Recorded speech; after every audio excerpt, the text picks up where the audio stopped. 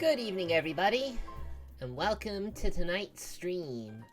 A little later than originally planned. Yes, court is now in session, but not quite yet. We had to do one little bit of a dialogue in the first investigation, and then court will be in session. So, how are you guys doing?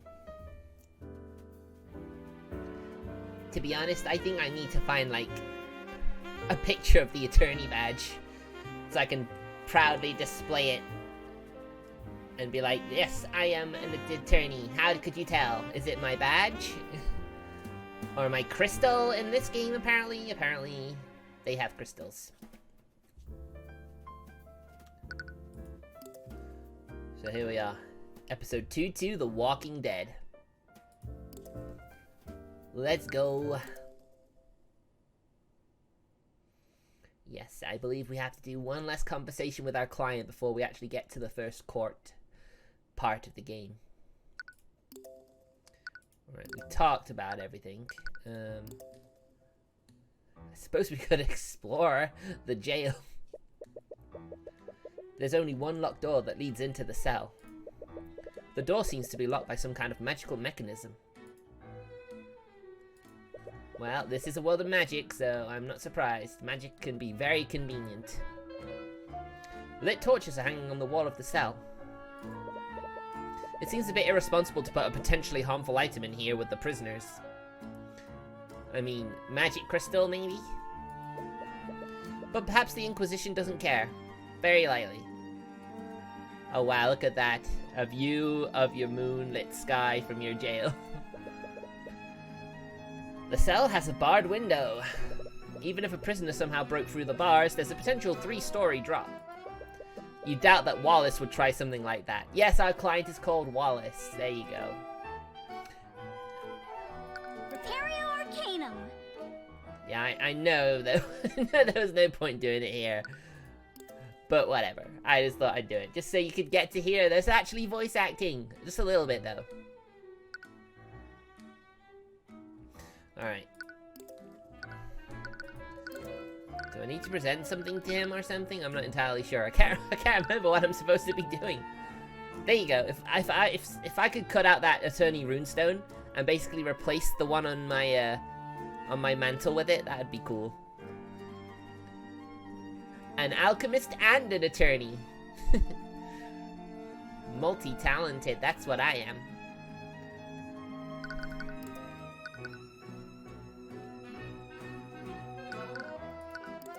Not entirely sure what we do here. I mean, we talked to everyone, right? I'm trying to remember what we did. Let's quickly go through this.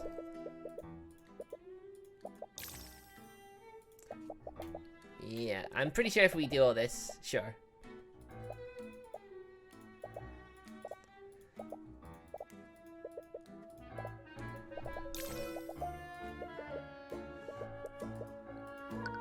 Okay, apparently not.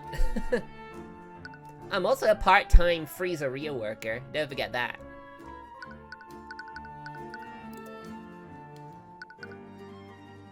Not exactly sure where I go. I think I'll just wander around and see if I can learn where I need to go. Next lead. Ah, yes, of course, we can do this. Just like in Ace Attorney games. Where should we go next? Valentina's probably returned to the kitchen by now. If we move there, you should be able to scan her and see if she has any magical traces attached to her. Oh, that's right, that's what we were doing. Now it all makes sense. To the kitchen! Away! Those two are finally gone. I can finally get some cleaning done. Okay, there she is. Use Detect Magic to scan her from here. Right. Just don't shout out the incantation like you always do. I know that. Alright, here goes. Repario Arcanum. What the? What is it? There's a trace of magic on her. I knew it. Which school of magic is it? It's necromancy. Dun dun dun. She can use necromancy? Really? Wow, I need to start doing that. Necromancy, really? There's a trace of necromancy on her. What? Ah, Valentina's magical trace has been added to your notes. What do we do now? You're still not sure how this fits in with everything. For now, let's talk to her and see if we can get any information out of her. If all else fails, we can confront her with the evidence we have. Oh, it's you two again! They're back! Yes, of course we are. Okay, just relax. All I have to do is repeat what I told them last time. If only it were that easy, Valentina. Unfortunately for her, that won't work this time. Here we go. Miss Ianus, did you know that there's a trace of necromancy on Bellwether's body? That's what he used to kill the professor, right? A necromancy spell? That's the thing. If that were true, a lot of evidence we found doesn't make sense. I think someone else cast a spell on the body. She's worried! Is it possible that you saw someone use magic on Bellwether? No, definitely not. Calm down. There's no way they know. Her thoughts are an open book now. If you beat her in an argument, her thoughts may show you what she's hiding. Here we go. Valentina's psychological profile is complete. Well, that was easy. Are we ready, chat? Let's do it. Valentina clearly knows more than she's letting on. She found the body alongside her sister and reacted strangely when you mentioned someone may have used magic on the body. What is she hiding? Let's go. Going in after going virtually blind. I should have done this before I ended the last stream. Oh well, too late for that now. Also, how you doing, Rasenji? How you doing, buddy?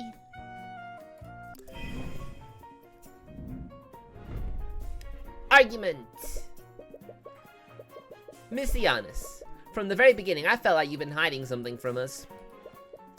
There's something that you're not telling us about. What are you talking about? My conscience is clear. I've told you in the nights everything I know. I've got nothing to hide. Yeah, you totally look like you don't have something to hide.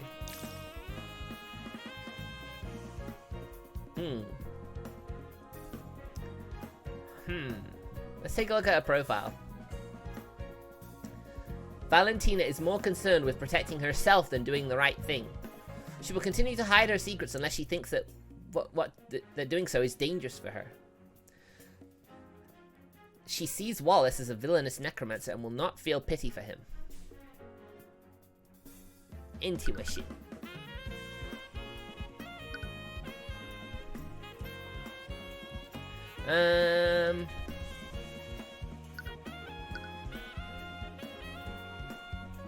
Use this against claims that contradict the displayed emotion.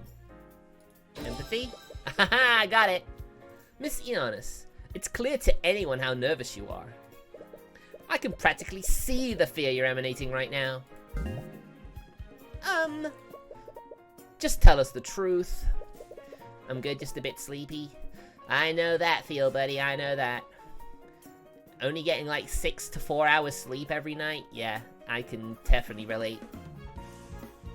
It'll be a lot easier for both of us. Let's say I were hiding something. Which I'm not, by the way. Why should I tell you anything? I know my rights. Appeal, rationalize, threaten. These are new.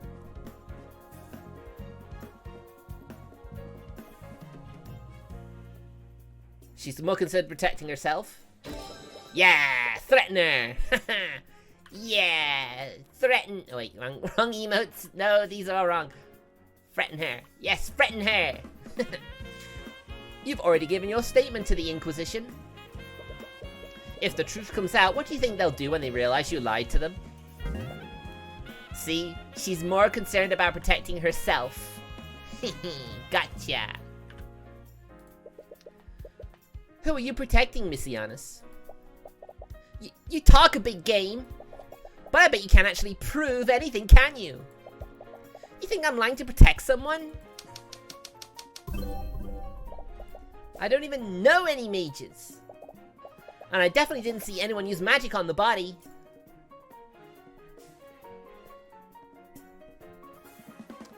Well, we need some evidence.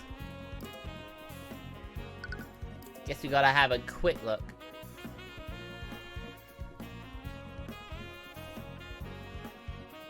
This maybe? But this is more about anyone who can use magic, right?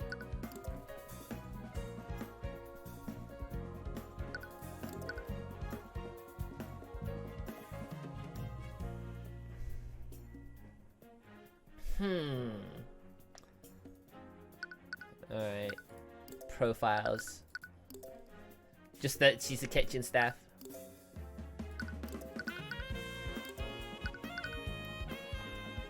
Imagine if it was Theodore. Imagine.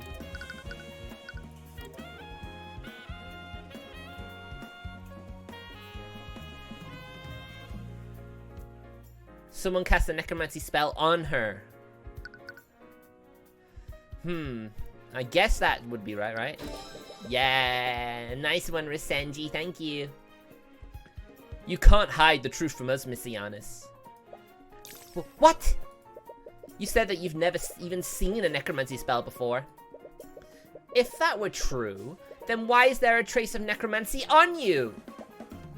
Wait, what? There's a trace of necromancy on me? Argument 1. We didn't even have to do the whole bar. Weird. What? Did she not know about the spell that was cast on her? No, that doesn't make any sense. If she didn't know about the trace, she wouldn't have avoided Celeste back then. There must be an explanation for this. You've successfully argued against Valentina Iannis. Yeah, baby! This is crazy! Why is there a trace of necromancy on me? Am I going to die? Am I going to become a zombie? Calm down, dear. That's strange. Is she really unaware that a spell was cast on her? Or is she playing dumb? She knows that someone used magic on her, but she doesn't know the spell that was necromancy.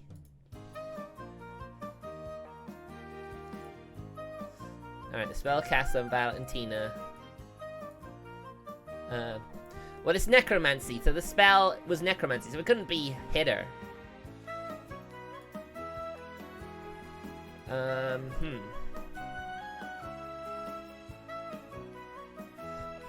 Interesting.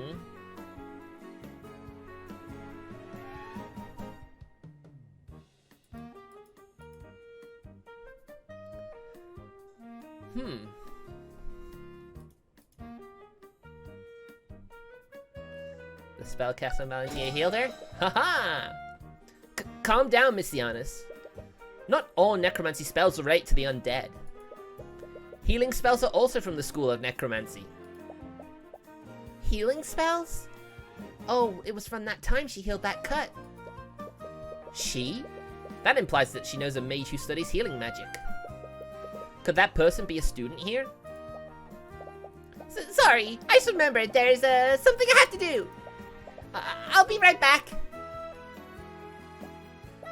Hey, come back here! Ugh, she ran away again. I can catch her!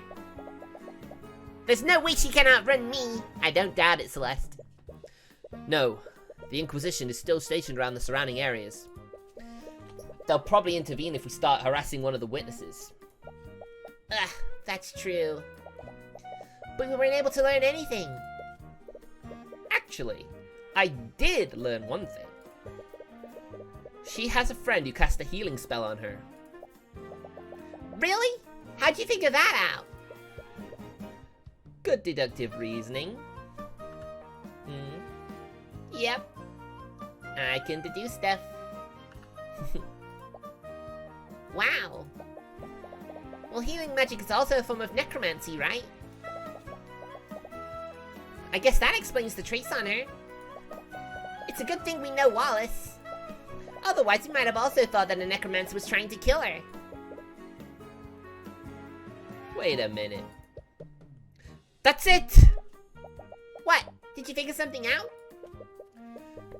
This whole time we've been wondering why there's a trace of necromancy on the body. Ugh, sorry. Ugh. It's too warm, I need the top off.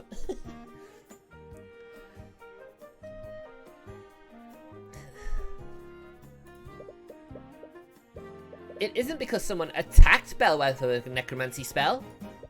It's because someone used necromancy to try and heal her.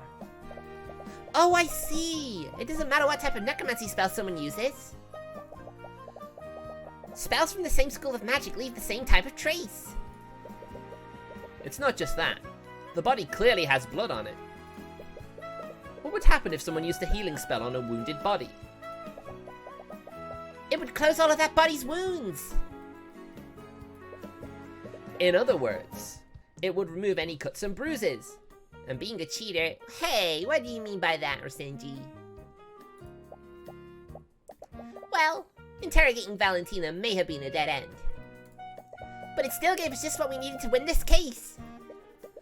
I'm not so sure that was a dead end. What do you mean? It's not that suspicious that she attacked someone to heal. If she asked someone to heal her, she injured herself. But if it's only that, why should you have to go to so much trouble to hide it? It's too coincidental. The wounds on the body were healed by an unknown person.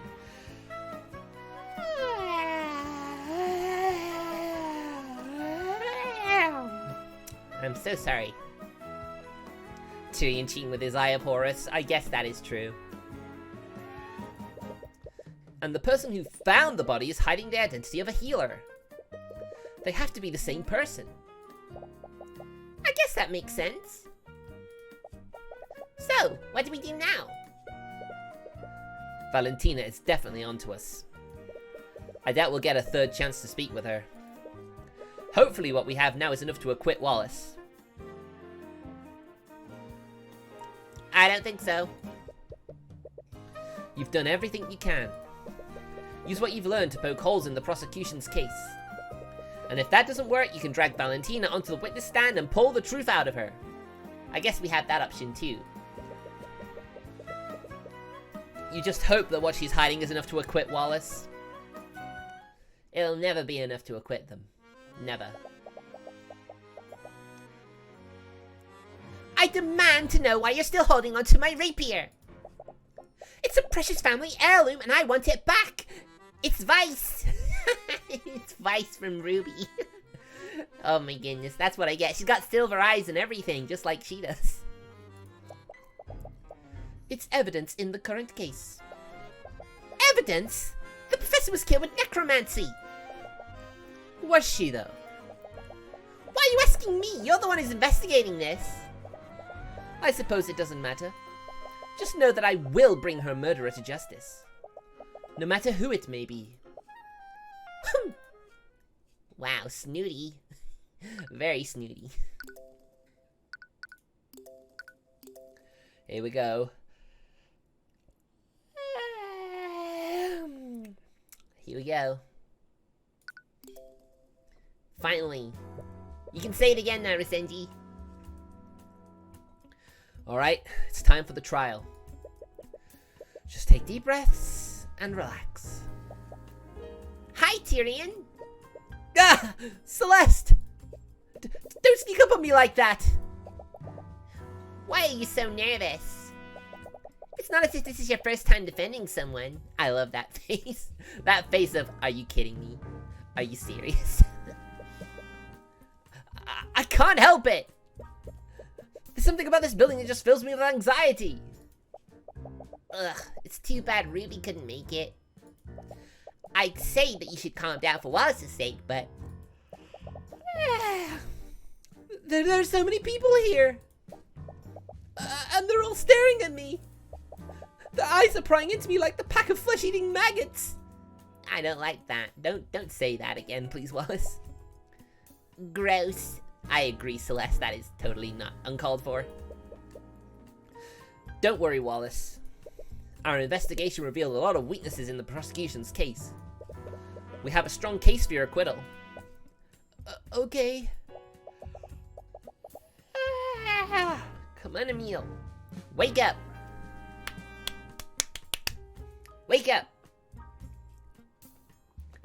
See, you can be confident when you want to be.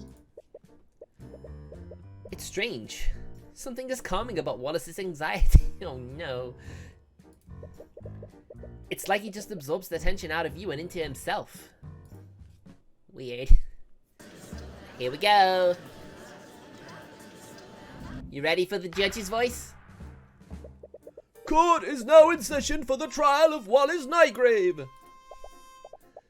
The prosecution is ready, Your Honor. The defense is also ready. Very well. Let's begin proceedings. Prosecutor Steelwind, could you please list the charges? The defendant is a student at Wyvengard Imperial Academy. Mr. Nightgrave is charged with first-degree murder, negligent misuse of the arcane arts, and illegal practice of advanced necromancy. Necromancy? Do you mean to tell me that the defendant is a necromancer? I can't believe it! A necromancer? In this day and age? How could the kingdom let this happen? Your Honor, I would like to remind the court that they should view my client objectively. Of course, but one can easily see it from the list of charges. Necromancy plays a large role in the charges. Indeed, the crime occurred within the academy this morning. The victim is Catherine Bellwether, a professor at the school. Although there were no witnesses, traces of necromancy were detected on the body. Furthermore, the autopsy report shows that the body has no physical wounds. I see. Necromancy is the only type of magic that can harm an individual without physically wounding them. Additionally, the alchemist report shows no signs of poison or disease. I do not provide these particular reports. I am only in training, and I get them so wrong, I think Arya would step on me. Therefore, one can only conclude that a necromancer had committed the crime. As many of you know, necromancy is held under high scrutiny by the Crown. Aside from the defendant, no other students were permitted to learn advanced necrotic magic. As such, the defendant was the only mage in that building capable of committing the murder. I see. That is certainly compelling evidence. To properly present our case, the prosecution would like to call Commander Orem White to the stand. Yep, he's the gumshoe, only he's a much more badass gumshoe. Commander White, please testify to the court about the Inquisition's findings. Yeah. Let's go. It started when the City Watch got a call from the Imperial Academy. Someone was attacked and the whole building was put on lockdown. We set up a perimeter around the area and waited for the lockdown system to deactivate. When we finally got into the building, the prosecutor personally inspected the body and detected traces of necromancy on it. There were no cuts or bruises on the body either. The entire body was clean. With those two pieces of evidence, we concluded that it could only be the necromancer kid that did it. Even though he was locked in the library the whole time. The Inquisition's testimony is just as you expected. You've already found and identified the holes in Steelwind's case. All you have to do is find that hole in the commander's testimony. Mr. Cuthbert, you may begin your cross-examination. Yes, Judge.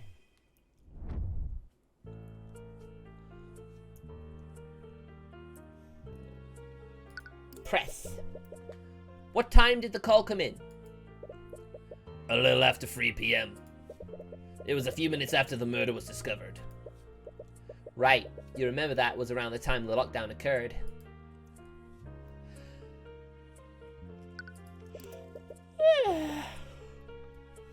Right. The lockdown can't be ended manually. So they must have been forced to wait for the 1 hour duration to elapse. How secure was the perimeter?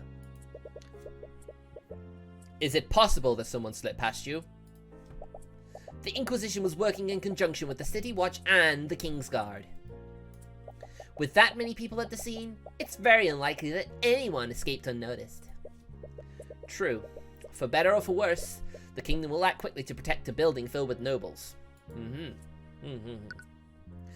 When we finally got into the building, the prosecutor personally inspected the body and detected traces of necromancy on it. Why did the prosecutor inspect the body instead of the Inquisition? Well,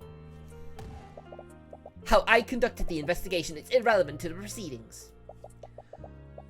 Or would you like to insinuate that I'm not as competent as Commander White? You don't question her competency, but it's still a bizarre decision on her part. While the court admits that the prosecutor's actions are unorthodox, we see no reason to question the prosecutor's abilities. Thank you, Your Honor.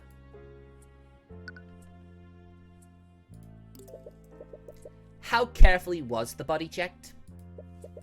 Perhaps the prosecution missed something. The coroner couldn't find even the smallest cut, bruise, or fracture on the body. Furthermore, the alchemist's report showed no signs of poison or disease. The coroner was actually astounded at how unscathed the body was. That makes sense. If someone had to use mend wounds on the body, it would have healed even the most minor of injuries. The question is, how do you prove that? Obviously, the body's not entirely clean. Objection! Objection! Commander White, it appears that you've neglected to mention one key detail of the crime scene. yeah? And what's that? During your testimony, you said that the entire body was clean. I will admit that there weren't any wounds on the body. However, the body was certainly not clean. At the scene of the crime, there was a large pool of blood located where the body was. This blood came from the victim's body, and it is definitely not clean like the commander testified. I'm sorry, Mr. Cuthbert, but I fail to see the significance of this. I'd like to remind the court of the prosecution's case against my client. They are accusing him of murdering the victim using necrotic blight, a spell which would not have physically wounded the victim. So why was there any blood at all?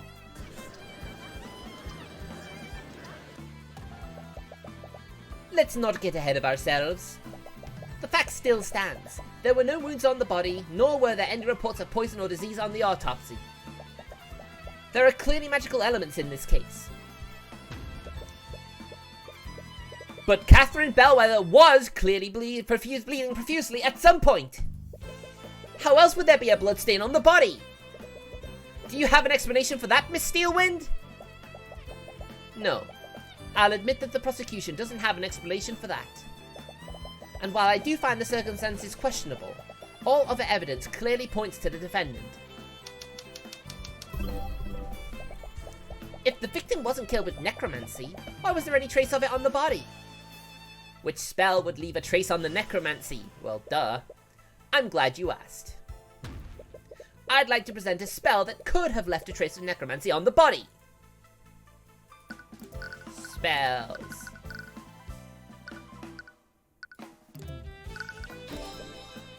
Mend wounds? Correct me if I'm wrong, but isn't that a healing spell? That's correct, Your Honor. Spells from the school of necromancy can control the forces of death and life. Mend wounds is in fact a necromancy spell. Really now? I wasn't aware of this. Now I'd like the court to consider the following. What would happen if Bellwether was wounded and someone attempted to heal her using mend wounds? All of her wounds would disappear from her body! I see. Objection! Do you honestly think I'm that incompetent, Mr. Cuthbert? Frankly, I'm a little insulted. What? The Inquisition is well aware of what happened when a mage attempts to save a victim using mend wounds. The healers that arrived at the scene already confirmed that the victim was long dead. None of them attempted to heal her. Well, What if someone tried to heal her and didn't report it? Please, none of the healers would have anything to gain by doing so.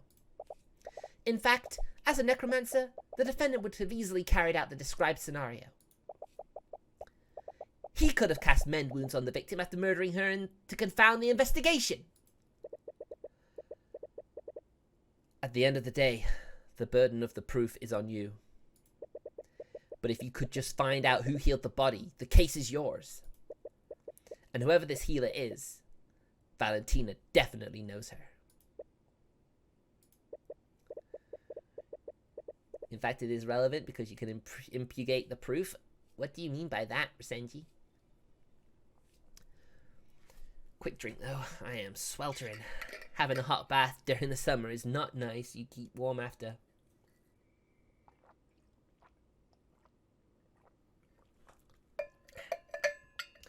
Your Honor, I will admit that I don't have any evidence to support my theory. However, I do believe we can bring it to light. There may have been 2 people that witnessed someone cast magic on the body. Valentina and Valerie Iannis, the sisters who discovered the body.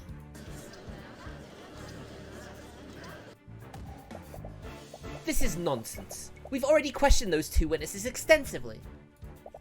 If they had witnessed something like that, it would have come up in their testimony. If that's true, then you have nothing to lose by hearing their testimonies. An improper procedure in taking care of proofs can lead to the defendants impugning the proof and considering it invalid. Okay. Ooh. Very well. If you're so confident, let's hear the witness's testimony. It seems the prosecution has no objections. However, if this line of questioning leads nowhere, I will see no reason to further prolong this trial. Do you understand, Mr. Cuthbert? Of course, Your Honor. Oh crap, it's that guy from before! Is he the necromancer's lawyer? She just got to the stand and she's already stressed out. I mean, yeah, her testimony is false, so if she tells it like it is, then she's in contempt of court, and that's just gonna make things worse for her. This could work in your favor. Yeah. It could. He.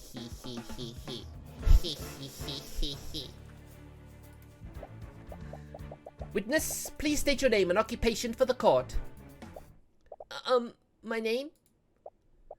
Witness, there's no need to be so nervous. We merely want to hear about what you saw on the day of the murder. Right, it's just that guy over there. You mean Mr. Cuthbert? Did this man harass you, witness? Wait a minute. Yeah! He, super harassed me. Wow. She is so into protecting herself, wow. How shameful! I would expect a member of our justice system to behave more professionally.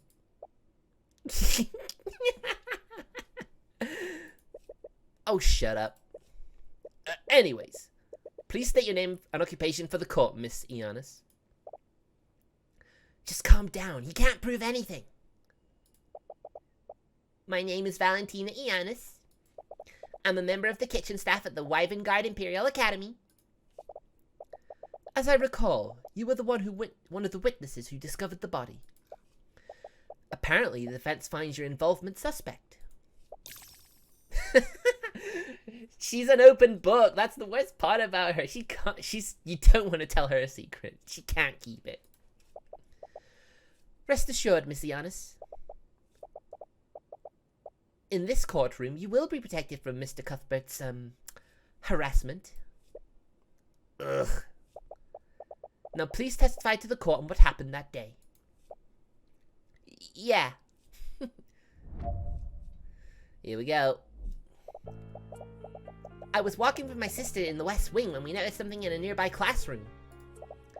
We looked over to see what it was. That's when we saw Mrs. Bellwether bleeding on the ground. My sister tried her best to help her, but the professor had already lost a lot of blood. While my sister did that, I used an emergency communication device to call for help. But it was too late. By the time her bleeding stopped, she'd already lost too much blood. If your theory is true, that means she just lied in her testimony. She's definitely holding something back.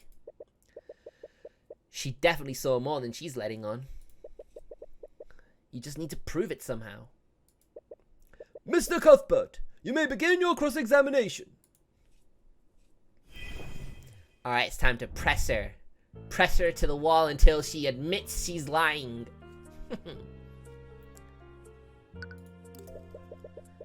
Where were you two coming from? We came from the kitchen. We were taking a break after the lunch rush. The cafeteria is on the west side of the academy. It's believable that he'd be on that side of the building. What did you see in the classroom, Miss Iannis? We looked over to see what it was. That's when we saw Miss Bellwether bleeding on the ground. Did you notice anything else strange in the lecture hall? Well, there was a terrible smell. It was awful. I almost couldn't see because of how much I was tearing up. But other than that, I was mostly focused on the professor. It makes sense. It would be hard to notice anything else. She tried to help her? Miss Iannis, how exactly did your sister try to help Miss Bellwether? What? I slipped up! My sister used first aid to try and stop the bleeding. I see. Could you please add that detail to your testimony? Yeah, sure.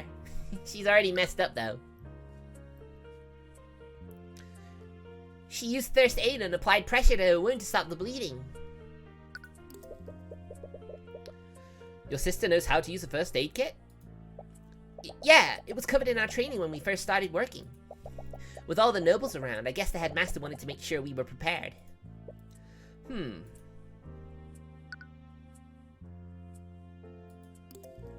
Right.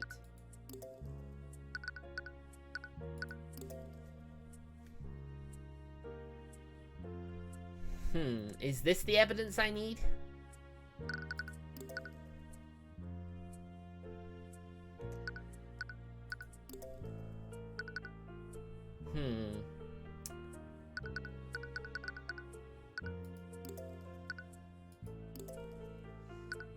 Died at 2:01 p.m.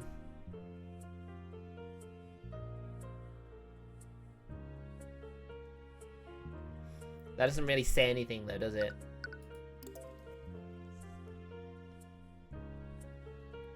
Whew.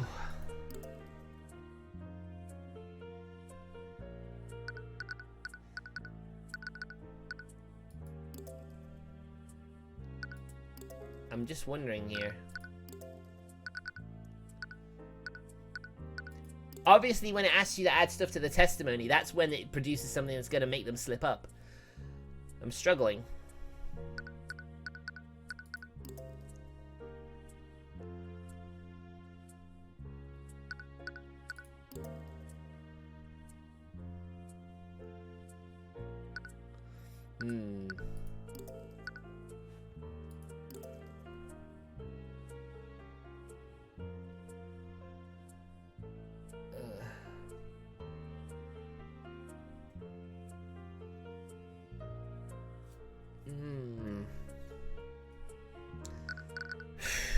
Okay.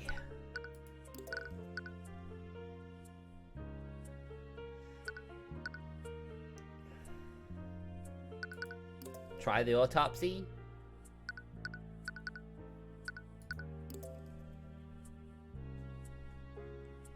True, it says there was no traces, doesn't it? Objection! Objection! Witness, what is the meaning of this? What? Why are you looking at me like that? Maybe I can elaborate, Miss Iannis. You weren't present in the gallery earlier, were you? No, I was waiting in the lobby. Lady Steelwind told me to wait there. Well, I suppose I should consider myself lucky. You see, Miss Giannis, one key element of the case is that the body didn't have any wounds on it. Yeah? So, please explain to the court, Miss Giannis. How did Valerie apply first aid when there shouldn't have been any wounds on the body? What? But I saw that wound on her. What happened? There's clearly something amiss here, but I'm afraid I don't fully understand the implications of this. Are you accusing the witness of committing perjury, Mr. Cuthbert? When someone lies, they stay as close to the truth as possible while changing minute details. In her thoughts, Valentina said that she was sure that she saw a wound on Bellwether. And she also mentioned that Valerie was the one who tried to save the professor. If she didn't try to save Bellwether with first aid, could she have been using magic instead? Good question. Her sister could be the mage that you're looking for. The witness was lying, Your Honor, but not about everything. Valerie Giannis did try to save the victim's life by addressing her wounds. But she didn't use first aid. She used magic! And no! He found us out! Oh, baby, you're busted, Valentina. Objection! Oh.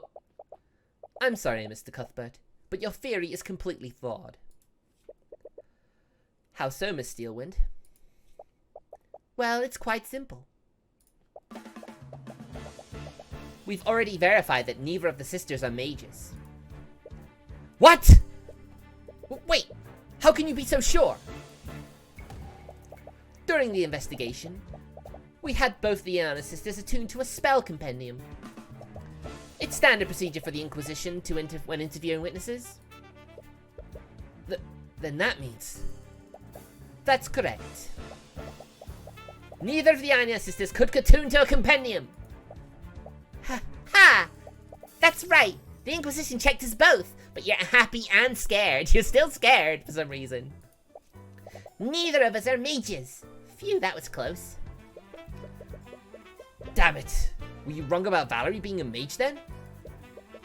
No, that can't be right. Can't you only attune to one spellbook though? I can't remember if that's how this works.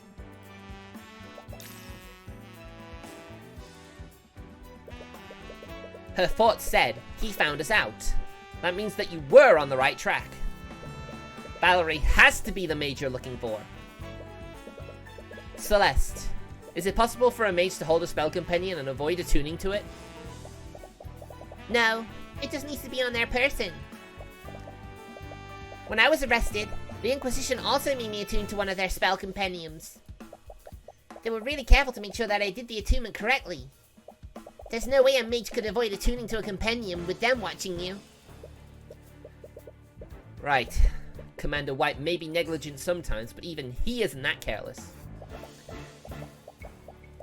Now if you're done, I do believe that you've exhausted all of your options. But wait! I'm still not done cross-examining this witness! What could you possibly hope to glean from her testimony? Valentina should be stressed out enough to see more of her thoughts. But you can't exactly say that you're planning to read her mind. True. There's one key element of her testimony that the court is overlooking. I have a right as an attorney to complete my cross-examination.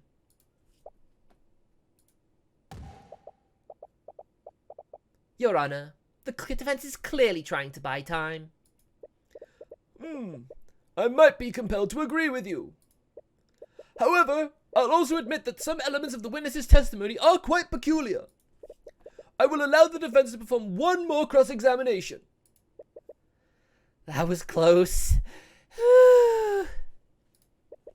But know that this is your last chance, Mr. Cuthbert. If you produce nothing substantial, I will pass my verdict.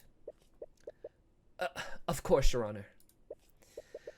Alright, it's all or nothing. If you can't find anything by reading her mind, this whole case is finished. Witness, please give your testimony once more. Okay. Damn it, how long does you plan to keep me up here? Until you blow your cover, obviously. Like I said, my sister and I saw Miss Bellwether bleeding on the ground. We rushed over to her. I was definitely surprised when I saw her like that. Now that you mention it, I don't know if I saw any wounds on her, but I definitely saw blood. I can't go back on that now. I just need to play dumb. My sister tried to save her, but she didn't use any magic. Ugh, Valerie, you're too kind-hearted for your own good. Neither of us is a mage. Both of us held that book the knights gave us. I was caught off guard when they asked us. They almost found us out. The commander was watching us the whole time. He could confirm it. It's a good thing that we're twins, or that trick wouldn't have worked.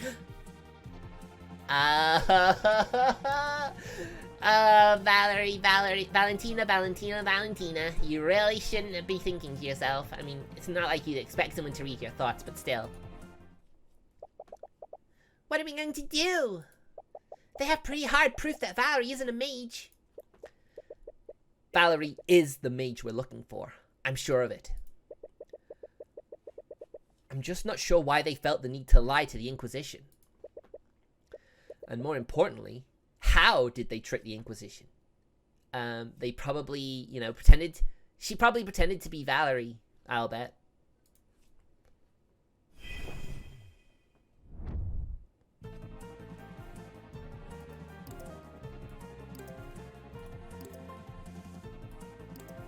Objection! Ms. Ionis, your thoughts betray you. What? You found the thought. Obviously. They must have done something. But what? It must have happened when Commander White was interrogating them. Orm was the one who collected their statements. Did he notice anything off about their behavior? From what he said, they had a few quirks, but nothing too suspicious. Quirks? He told me that they were running and spinning around him during questioning. What does that mean? Yeah. That was clever. You gotta admit, that was clever. I have no idea. Perhaps they were still on edge after finding their co-worker murdered. Running and spinning. Her thoughts also said it's a good thing that we're twins. This means that their so-called trick wouldn't have worked if they weren't twins. Valentina switched places with Valerie. Of course! They switched places! Valentina attuned to the first spell compendium. Then she pretended to be Valerie to attune to the second one. Commander White couldn't tell the difference between them. Miss Ionis, there's something I want to confirm. During the investigation, both you and Valerie attuned to a spell compendium. Am I correct? Yeah, that knight watched us do it. And how did he have you do this? Did you both attune to those compendiums at the same time? Or did you attune one after another? What? No way! Does he know what we did? I fail to see how that makes any difference, Mr. Cuthbert. Yes, I agree. The spell compendiums would work regardless of what order they went in. You may not be aware of this, Your Honor, but Valentina and Valerie Ionis are identical twins. Which means that their physical appearances are nearly identical to each other. If Commander White didn't have them attune at the same time, what would stop the twins from switching places with each other? Objection! This is clearly nothing but baseless conjecture. Orm wouldn't fail at such a basic task. Really, Prosecutor Steelwind? Do you find it hard to believe that Commander White would fail at a task like this? But wait a minute! This is crazy! We didn't trick the Inquisition! My sister and I are not mages! Then prove it, Miss Ionis. Bring in your sister and we'll have you attuned to 2 spell compendiums at the same time! No! Wait! Why would she be so against it? Order in the court! It's clear that we won't get anywhere unless we test the defense's theory. Bailiff, escort Valerie Iannis to the stand and bring 2 unattuned spell compendiums. Here we go, here we go, here we go. They've both had their hands on the spell compendiums for the last 10 minutes. There's no way they can fake it in front of this many people. Alright, it's the moment of truth. You can only hope that your theory is correct. No! Did he seriously? What is it, Prosecutor Steelwind? What do you see?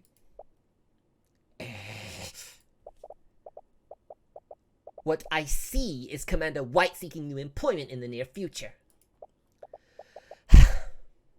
It appears that the defense was correct. Valentina Iannis isn't a mage, but Valerie Iannis is.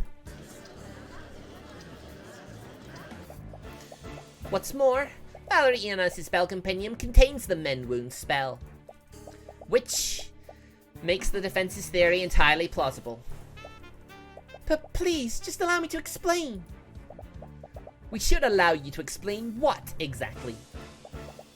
You're an unregistered mage, and you and your sister have made fools of all of us with your perjury. How would you know what it's like, Lady Steelwind? What? Did you think we didn't notice your name? You're not like us. You don't have to hide. Whatever.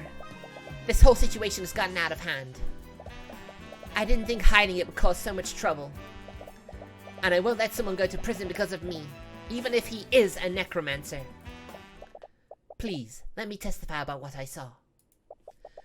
I'll tell you what really happened that day. Very well. But understand that there will be repercussions for your actions, witness. Yes, I know. Alright, Valerie, what do you know? My sister and I were walking in the hallway from the kitchen to the foyer. Then I suddenly spotted the professor lying in a pool of blood in a nearby classroom. Valentina used the communication device for call for help while I tried to save her. I saw that she was bleeding, so I cast Mend Wounds on her to close her wounds. But it was too late. I closed the hole in her stomach, but she was already dead. There was a hole in her stomach? Your Honor, as you can clearly see from the witness's testimony, the trace of necromancy was left by the witness, not my client. What's more, it's clear that there was a physical wound on the body. I see. Well... His words trail off. He clearly doesn't want to pass a verdict when there's no clear culprit. But he has no choice. The case against Wallace is predicated on Bellwether being killed by necromancy. With Valerie's testimony, the prosecution doesn't have a shred of evidence implicating him.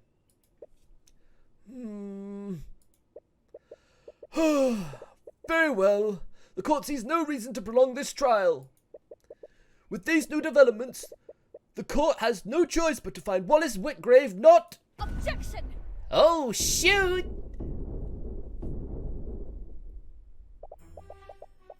I believe the court is ignoring one key detail of the witness's testimony. And what would that be, Miss Steelwind? Let's re-examine the witness's testimony. Valentina used the communication device to call for help while I tried to save her. I saw that she was bleeding, so I cast Mend Wounds on her to close her wounds. But it was too late. I closed the hole in her stomach, but she was already dead.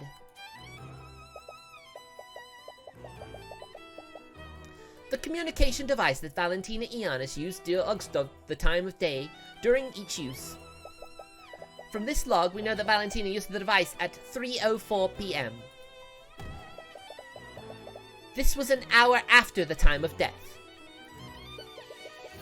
Where are you going with this? Mr. Cuthbert, There was a witness who saw the victim before the body was found. Jan Hughes. He, along with another witness, spotted Bellwether taking in the hallways before the body was found.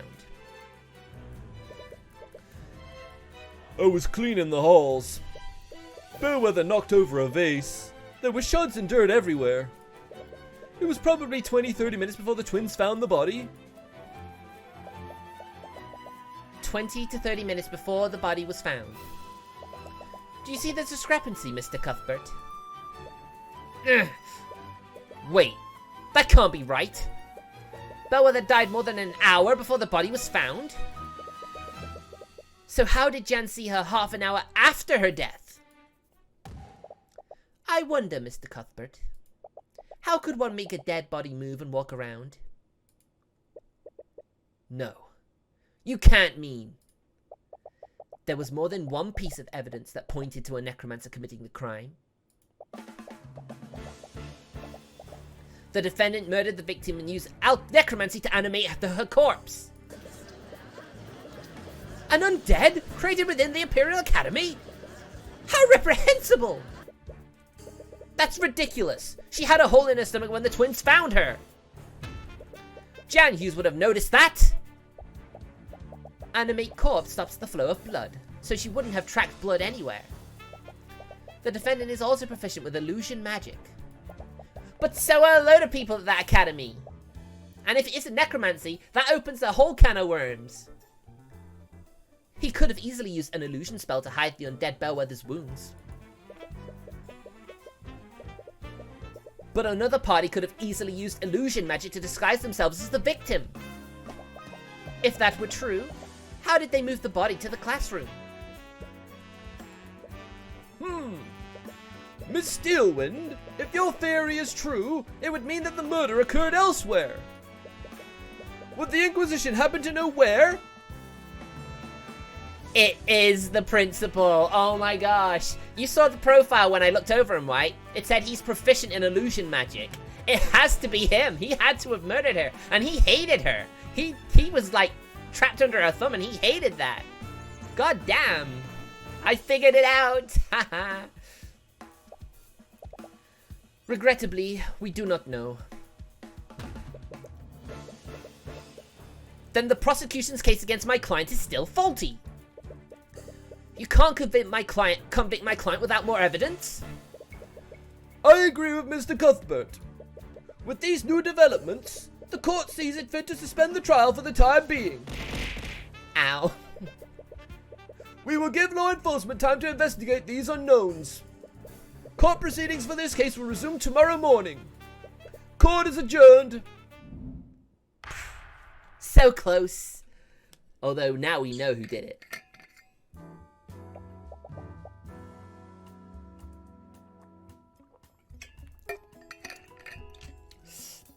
Thank you so much for the care package, Rasenji.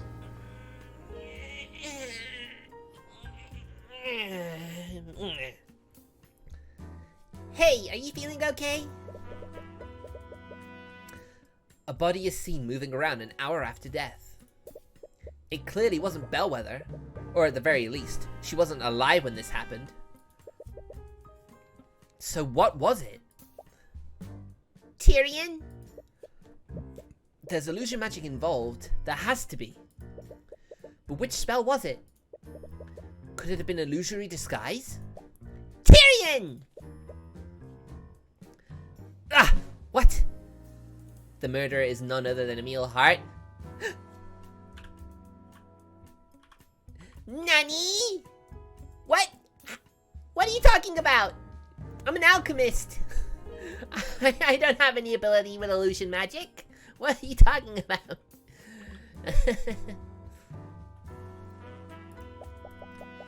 You've been quiet since the trial ended. You were making me worried. Sorry, I was just thinking about what Steelwind said. You mean about her theory? It's a little creepy when you think about it. Do you really think someone turned the professor into an undead? I don't think so. The prosecution's case is hinged on one clear fact. That Wallace was the only high-level necromancer nearby. We have to assume that he's the only person capable of using that type of magic. But then how is she walking around? I don't know. It doesn't make any sense. Just because I canonically know old illusionary magics means you did it. Then you would have disguised yourself as me, and then disguised yourself as the teacher, and that would mean you're the murderer, and you're trying to frame me. Why would you do that, Junie? Why would you do that? It's a given that Wallace didn't touch the body, so we can discount the use of high-level necromancy. No matter what, someone used an illusion. But aren't there spells that can create freestanding illusions, not just disguises? I honestly don't know.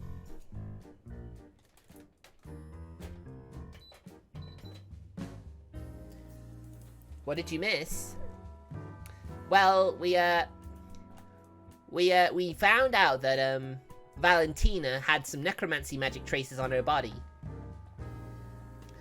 And that led us to believe that one of the twins had to be a mage. And while they did their best to try and avoid it, we figured out what they did. And, yeah.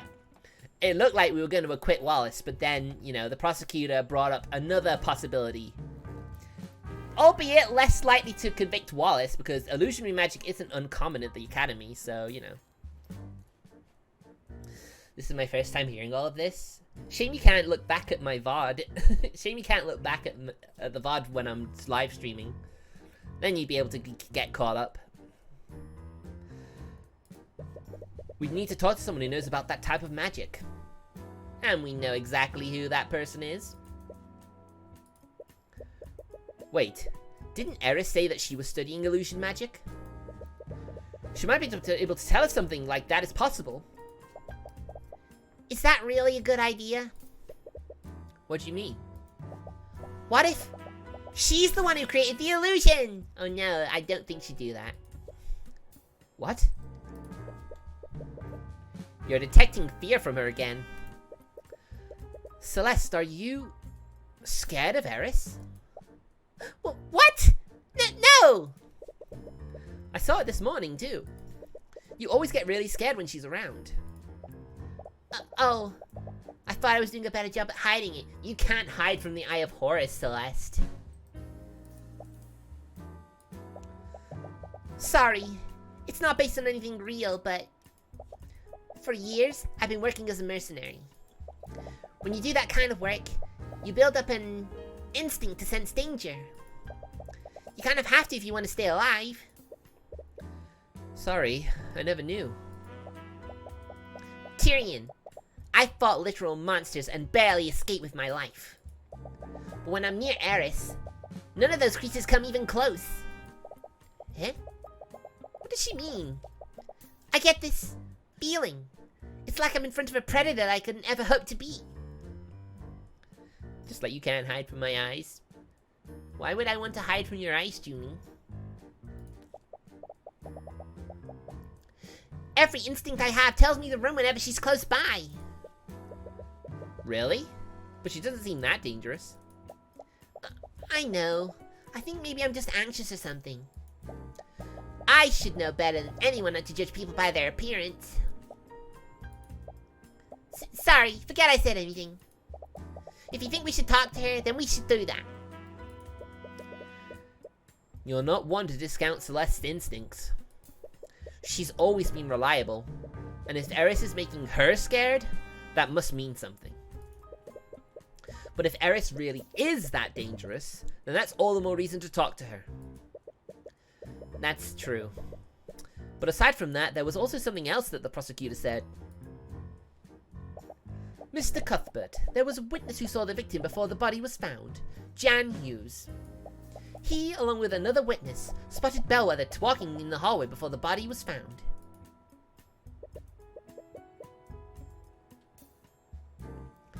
She said, along with another witness. That means there was another witness that saw Bellwether walking around. Right. Jan probably isn't the most reliable witness.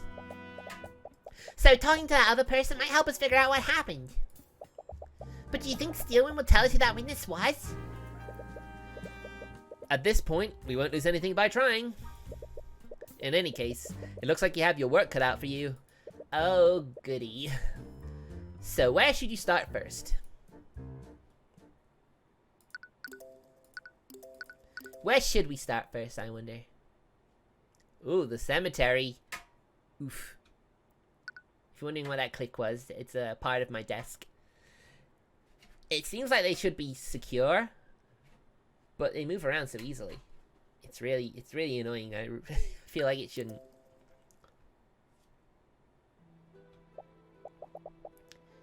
Tyrion? What are we doing here? I'm not sure. For some reason, you felt drawn to this place. Wait, is that Eris? Celeste points further into the cemetery. There, you see Eris standing in front of a gravestone. She's placing flowers on it and appears to be chanting a short prayer. Well, we found her. We should probably talk to her later. It would be rude to disturb her now. As you're about to leave, Eris suddenly turns to face you. She's far away, but you can see her beckoning you over. I mean, yeah, she dresses incredibly gothly. She's hiding her face, and those purple piercing eyes are kind of scary, I guess. But she's also pretty cute. A bit like Junie. Maybe a bit scary to look at, but when you look past it, you can see the cuteness within. Oh, hello there. Were you two looking for me? Sorry. We were looking for you. But we understand if you'd rather talk later. No, I was just finishing up here. Did you have something you wanted to talk to me about? Well, we wanted to ask you some questions about the case. Oh?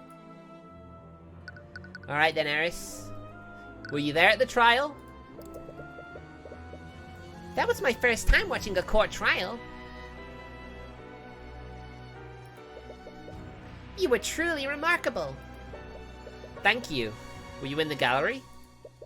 I've always enjoyed watching physical battles in the theater. But I see now that battles of wits can be just as entertaining to watch. Entertaining? Yeah, I know what you mean. You see, the odds are stacked against him. But then he suddenly pulls out this crazy deduction and steers the trial in his favor.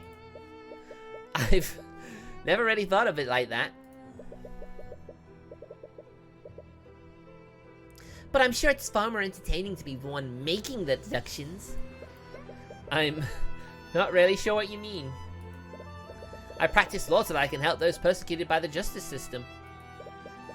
I don't really do it to entertain myself.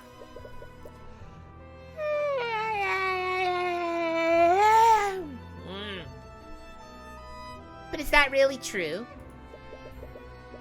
Don't you find the experience at the least bit entertaining, Tyrion? Oh my god, oh my god, that was twisted. I didn't like that. Maybe Junie did, though.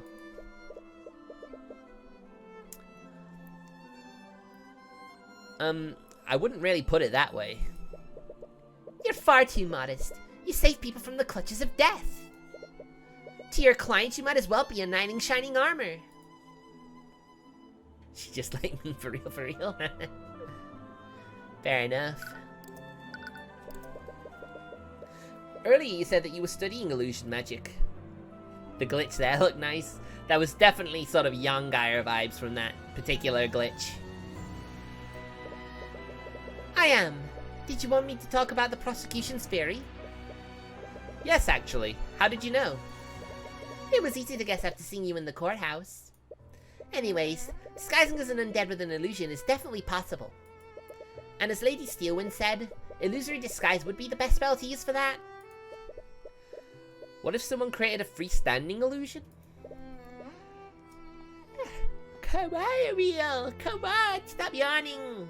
I had an energy drink and everything. Why am I so tired? And why am I reverting to VTuber voice again? I need to save my voice. I keep waking up with a sore throat in the mornings. I don't like it. But then doing a game where I have to do a lot of voice acting, you know, it kind of inevitability, I suppose. A freestanding illusion? Yeah, we know that Wallace didn't animate and disguise the professor's corpse. So what if the illusion wasn't disguising anything? Maybe someone created a freestanding illusion of Bellwether walking around? For something like that, one would probably use major illusion. Jump-pusher cables. Yeah, my brain cables linking me to my VTuber voice and my natural voice. They get crossed sometimes when I do voice acting.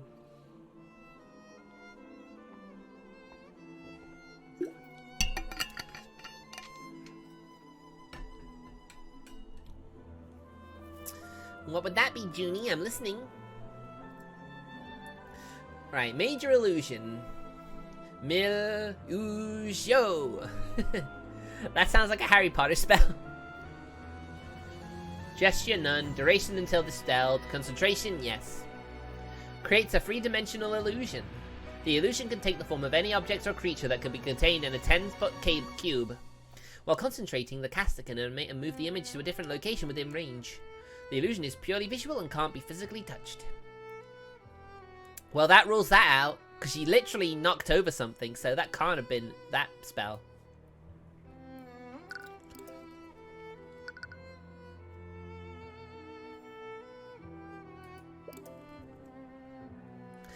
That's easier said than done, my dude. Don't forget of, like, stream delay and all that. You saw it when we had Rasenji voicing the rival. He was like 7 or 8 seconds behind me, so I had to predict, and it's kind of a pain in the butt to do.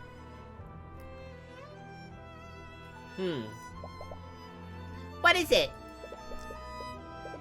I don't think major illusion is what we're looking for. Do you remember what Jan said? I was cleaning a mess in the hallways. Bellwether knocked over a vase, and there were shards and dirt everywhere. If the Bellwether that Jan saw was a major illusion, then she couldn't have knocked over that vase. Illusions created by that spell don't have any mass. I see, how perceptive of you. Aren't there any other illusion spells that do have mass? No, illusions can only recreate visual and auditory sensations. But there isn't a single illusion spell that someone can touch. So that means that someone disguised something to make it look like Bellwether. Why the look of suspicion, Celeste? Sorry, I wasn't... Calm down, I'm only joking. I don't blame you for considering every possibility. In fact, I'm flattered you think I'm capable of pulling off such an elaborate ruse. She's still scared. I see why, though. Taking that accusation so lightly is kind of unnerving. Anyways, this does tell us one important thing. What's that? The Bellwether that Jan saw had a physical mass to it. Come on. It wasn't a freestanding illusion. It was someone, or something disguised as Bellwether. Ow. Jan's statement. 30 minutes before the Ananis twins found the body, Bellwether walked past Jan in the West Wing hallway. He was in her path, so she shoved him out of her way. After that, she knocked over a vase and shattered it. Even though Jan didn't say anything to her, she yelled at him to be quiet. After this interaction, she walked into Lecture Hall 2B. The Bellwether witnessed by Jan Hughes must have been disguised with an illusion. In addition to that, whoever saw that day was physically there. Hello there, Squid Boy. How's my favorite squid doing? Alright, let's learn about the gravestone. It's quite a shame, isn't it? Eris looks pensively at the gravestone. The name on the stone says Emily Grant, and her lifetime appears to have been awfully short. She must have only been 12 years old when she died. Oof. Papa will raid you soon. I spent 3k points for this. Aw, that's so sweet. Thank you. Very much appreciated, my friend. If I could use my redeem to throw love your way, I would. Sorry for interrupting you. Was she someone you knew?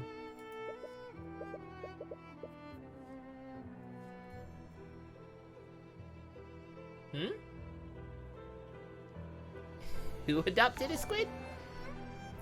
Ah, Vamphilia again. Oh. My model is above the alert box. I need to fix that. Alright. Thanks, Vam. Thanks again for the raid. And thank you, Squid Boy, for redeeming that redeem from them. Much appreciated. How was your stream, Vam? I think we need to do a more collab in Castle Crashes, maybe next Saturday, maybe? If you're still here, just a thought.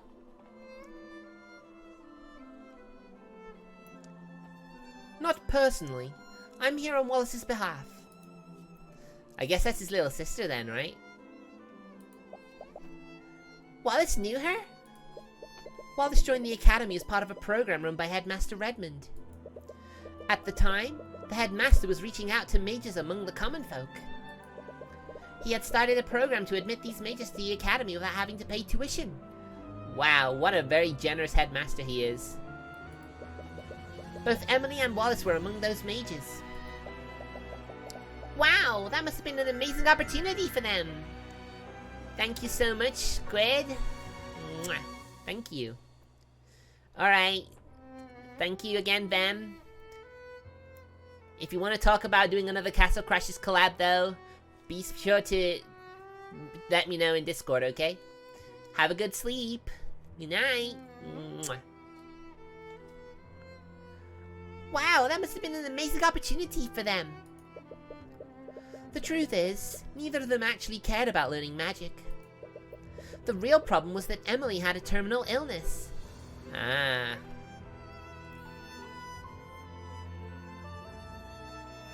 Do you need to go to bed, Squid?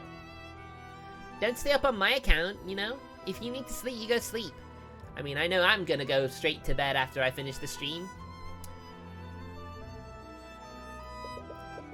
She and Wallace were poor orphans, and they obviously didn't have resources to treat it.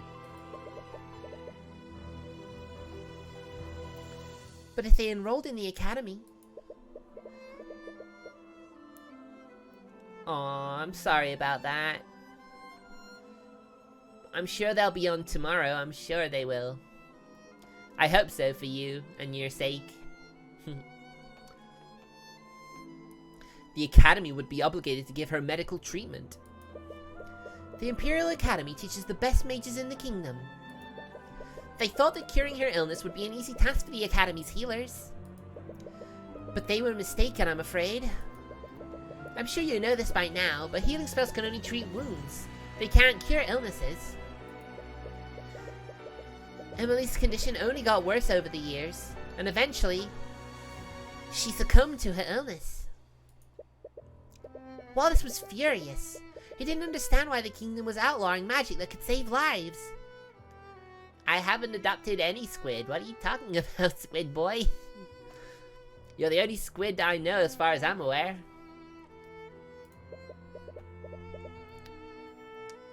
And that's why he decided to learn it himself. Yes, the headmaster was inspired by Wallace's resolve. He gave him access to the Academy's forbidden tomes of necromancy. Excuse me. And Wallace taught himself the spells that he knows today. So that's why. It was supposed to stay a secret between him and the headmaster. But I'm sure you know how that turned out! Oh shoot, she's actually a sadist, isn't she? Jesus. Oh my god. So I wonder if this means I can actually go back to previous cases and actually see what these mixed like scenes are about. Maybe it's like the true ending to those particular cases. I mean, that would be pretty cool if there was like alternate reality.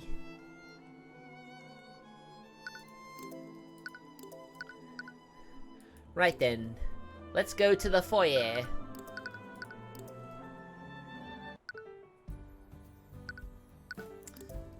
Right, I guess we're going to the library then.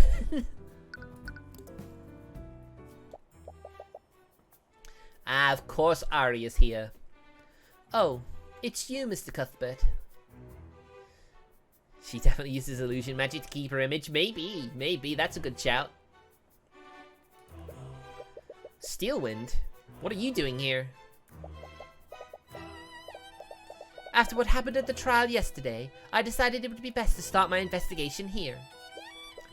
Right, Wallace was in the library for the entire morning, so it would make sense that she'd start her search here. Actually, since I have you here, have you seen Eris Ilmater anywhere?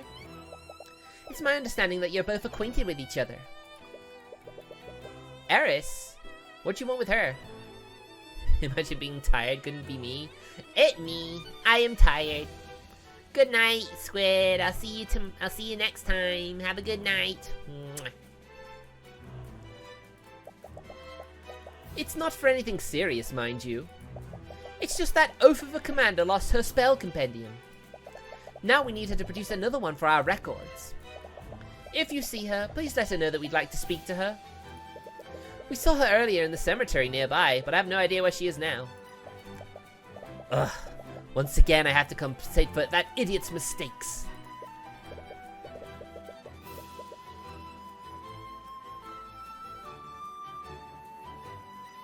Yeah, that's fine. If I can catch his next stream, I will be sure to do that.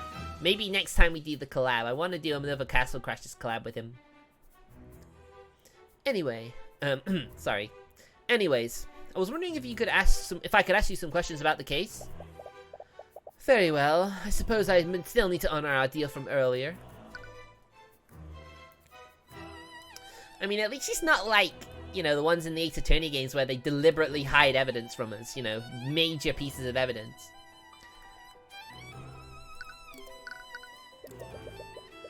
Have you had any luck finding the scene of the crime?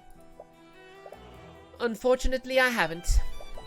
From a witness's testimonies, we have a rough idea of the route Bellwether took.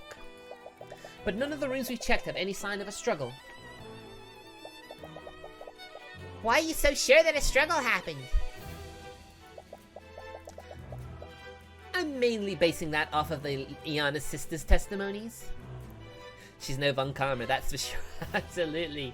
The Von Karmas, man. Would you like me to play the Ace Attorney HD trilogy at some point after this? I mean, I've played that game a couple of times, but you know, it's been a while, so I probably don't remember a lot. And I do find that they have a lot more strict rules, you know? I assume this game will get harder as we go through the cases and they'll add like stuff like that, but you know.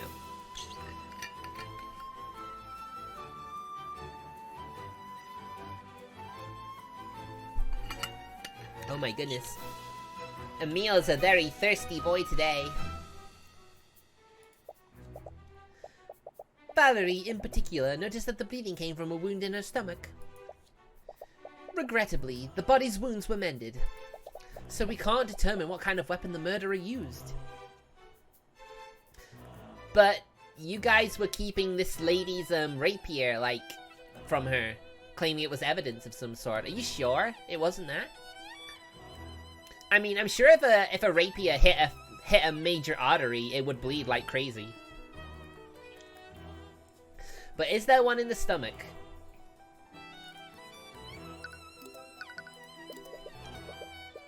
During the trial, you mentioned that another witness saw Bellwether walking around yesterday. Would you be willing to tell us who that person is? I'm sorry, but I can't tell you that. You're caught a little off guard. You've been pretty transparent with the investigation so far. What's changed? I have no obligation to justify myself to you. Nor do I have an obligation to help the opposition. Even if it means finding the truth. I thought that's what you wanted to do. Although I guess I guess you'd feel like conspired against if the prosecution and the defense teamed up against you. I've seen that happen in Ace Attorney a number of times. Right when you think, you know, please prosecutor, help me! And they're like, actually no, tell us. And then it's like, you betrayed me, you bad man, woman, etc., sort of thing. Didn't we have a deal? Hiding information doesn't exactly seem fair to us. I believe I've given you plenty of information already. So regardless of what I said before, the answer is still no. Her family is dangerous. Really? The Eye of Horus catches a stray thought from her. Her family is dangerous? What does that mean? Is there something about this witness's family that you're worried about?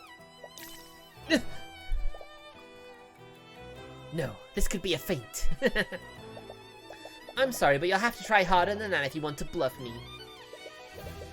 That's fine. Good night, Squid Boy. Have a good night. She referred to the witness as her. Furthermore, she said that her family is dangerous. Why would she go to such lengths to hide the witness's identity? In any case, it looks like she's not willing to share more at the moment. Maybe you should try looking somewhere else. Good plan, good plan. Okay. Let us move. A locker room. Naruhodo. Interesting place to go next. I like it when we come to a new area. You spend some time wandering through the academy when you overhear a conversation from a nearby room.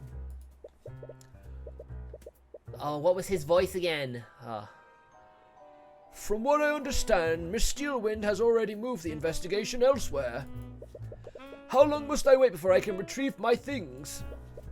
Sorry, old-timer. Orders are orders. Nothing comes in or out until the case is over and done with. Commander White? And the headmaster too? Oh, hello, Mr. Cuthbert. Hey, kid.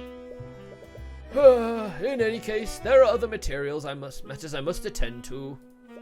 Please inform me when I can reclaim my things. Sure.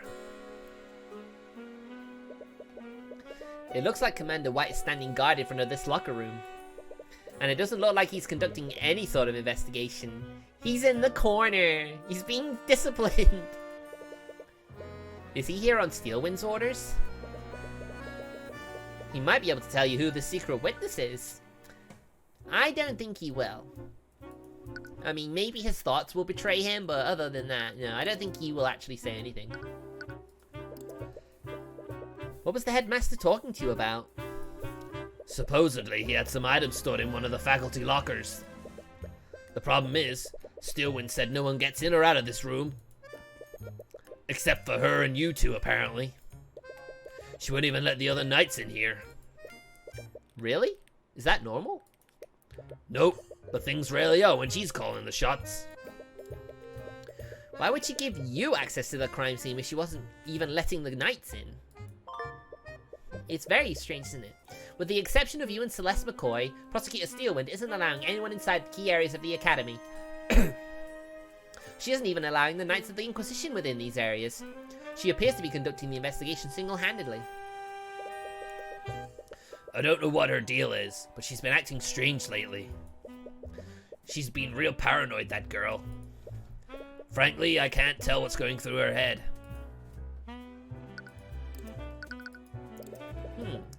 It's interesting, though. You mentioned that the prosecutor has been paranoid lately. Do you think it has something to do with this case? Nah, it started way before that.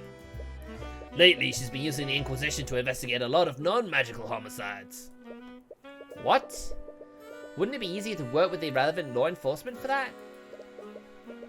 I don't know why, but she's convinced that these cases have magic involved. But we scanned each and every one of those crime scenes, nothing turned up. I gotta say, though, if it weren't for these scans, I might actually agree with her. Why'd you say that? Those homicides, I haven't ever seen anything like them. They're probably some of the most screwed up cases I've ever handled. For one of those cases, we had ourselves a disgruntled spouse. She found out that her man was going around with a barkeep. And you know what the spouse does? She stalks the poor woman. She starts leaving threatening notes all around where she worked. The barkeep told the city watch all about what was happening. But no matter how much they staked out the tavern, they could never catch the perp. Then one day, the barkeep arrived home. But little did she know, the spouse was waiting there for her. The poor lady never had a chance. Then to tie the whole thing together, the spouse waits for her husband to get home. She cooks him a big roast, using the barkeep's remains. Oh my god! What the fuck? What the heck? Man, that is messed up. And we just leave it at that. That is horrible.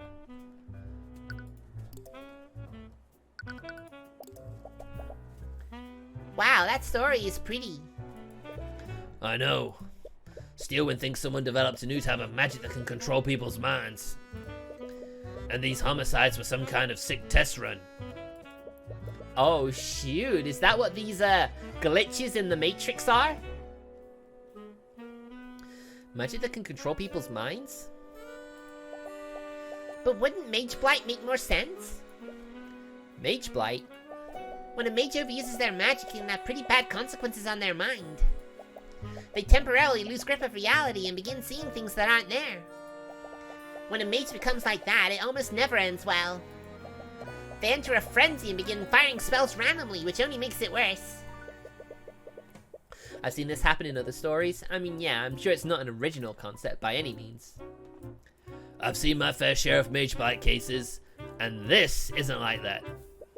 Not all the perps were mages, and the ones that were didn't even use their magic. One thing was that each of the perps almost seemed to wake up after we arrested them. All of them said things like, "It wasn't me," or "I didn't have a choice." They didn't have a choice? What could that mean? I doubt it means anything.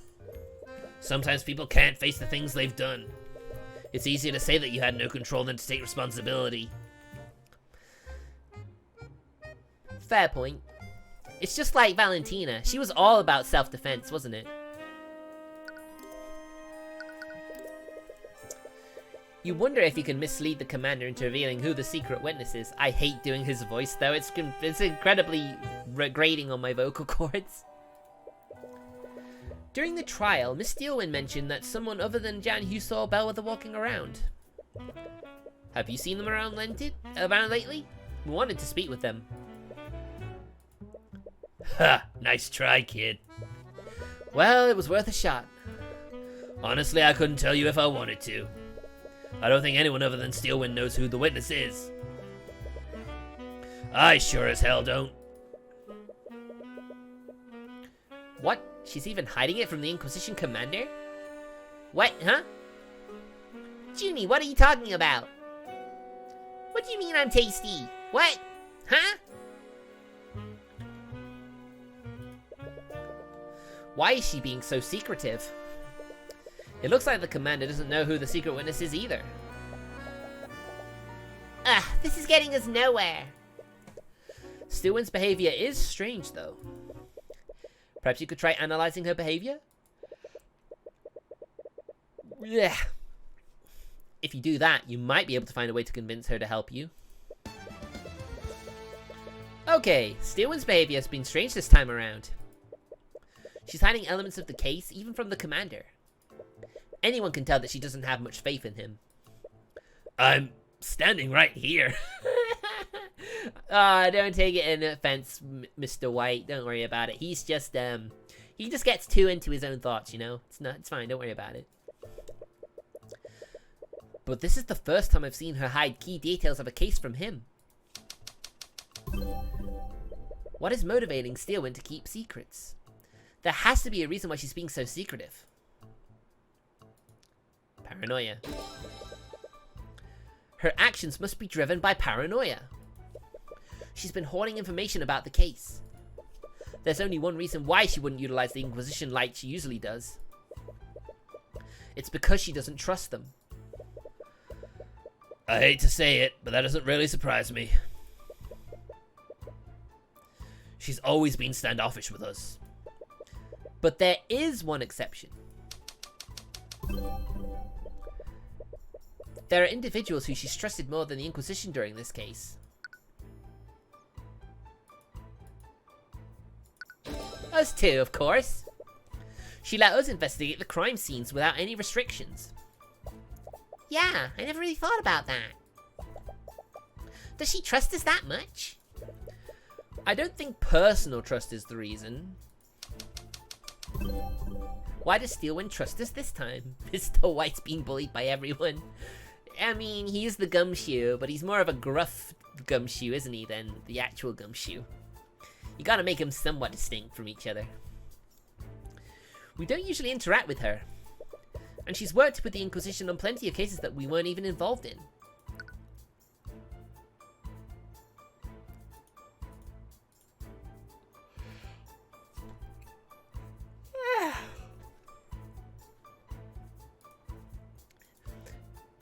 Tyrion is capable of... No, it's not Tyrion.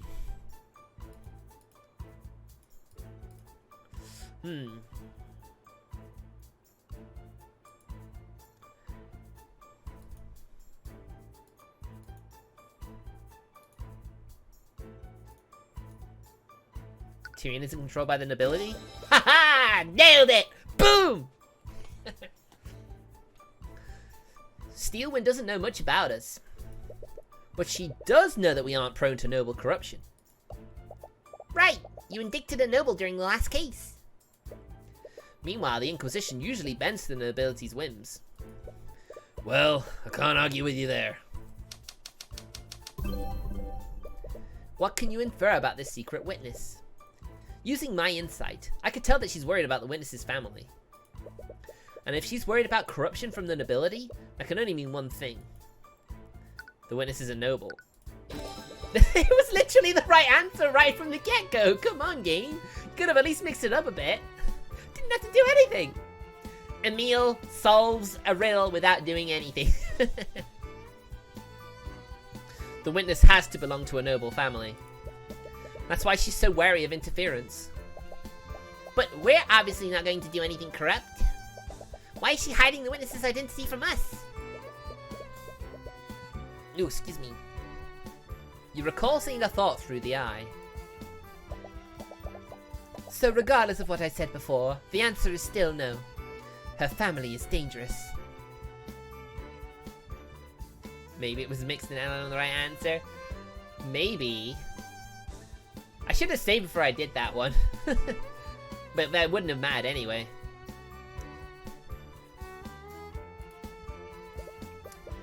I think she's worried about our safety. Yeah, I guess harassing a noble could put you in danger. But I'm the protege of the infamous Ruby Timora. Yeah, it's not as if we aren't already on the nobility's bad side. I'm sure that the Pierce family still has it out for us. This can only mean that the family we're dealing with is even more powerful than House Pierce. If the prosecutor is wary of them, they could even be as powerful as the Steelwinds. wait, don't tell me you think we're dealing with one of the 4 pillars! 4 pillars? It's a name people use for the top 4 noble houses. These families stand at the top of the kingdom's aristocracy. If I recall correctly, the 4 pillars are House Freyga, House Von Sanctus, House Sybil, and House Steelwind. Steelwind is a part of one of them? Yeah, which makes it so much weirder that she's serving as a prosecutor. The 4 pillars refer to the 4 most powerful noble houses. These houses are House Steelwind, House Freyga, House Von Sanctus, and House Sybil.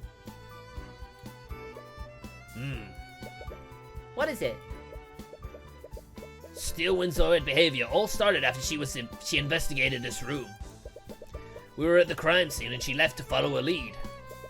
But an hour later she came back to the lecture hall and booted everyone out.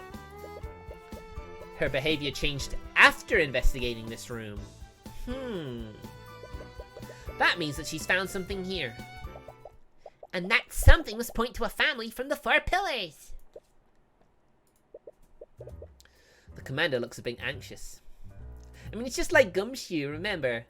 Remember in the Atheist Attorney games, Gumshoe was all wary about helping you because he was close to Prosecutor Edgeworth. But as you do more cases, he becomes a bit more open with you, you know? You know, Steelwind's orders say I can't snoop around here. But you two, on the other hand... Don't worry, just leave it to us. I have some school records that say which locker belongs to which student. You can use it to tell whose locker you're looking at. Cool. Let's go and examine the lockers.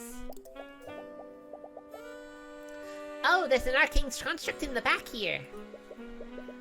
It's probably here to aid the students. Anyways, I don't think it's relevant to our investigation. But perhaps you should make a small note of it anyways? Woo! Yeah. Oh, right, the constructs, yeah.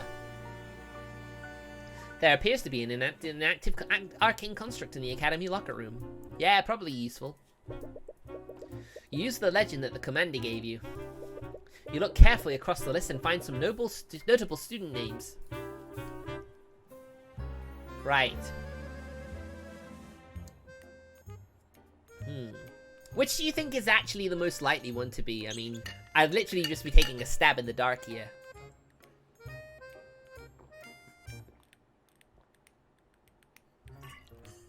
Whew. Gonna need to refill my bottle.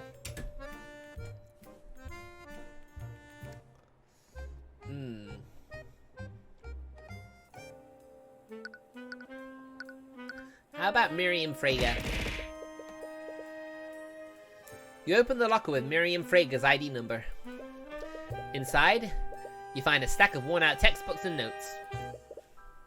Wait a minute. These notebooks all have Wallace's name on them. You open the notebook and look through its pages. It appears to be research on the art of necromancy. These are Wallace's notebooks.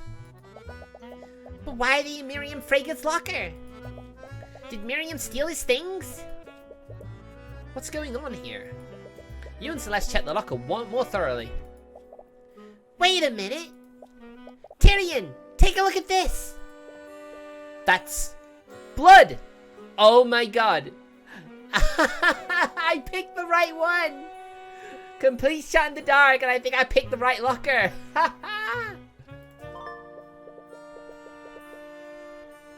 There's a stain of blood inside the locker with Miriam Frager's ID number. Oh wait, that wasn't all? Right, I guess we have to check them all then. You open Jaden Von Sanctus's locker. Inside, you find several bottles of some kind of transparent lotion. There's nothing but lotion in here. Why? How? Oh man, I'd love to make a short with that. I'd love to do that again. Emil wins by doing absolutely nothing. Yeah, baby. Oh. I wonder why a student would need this much lotion.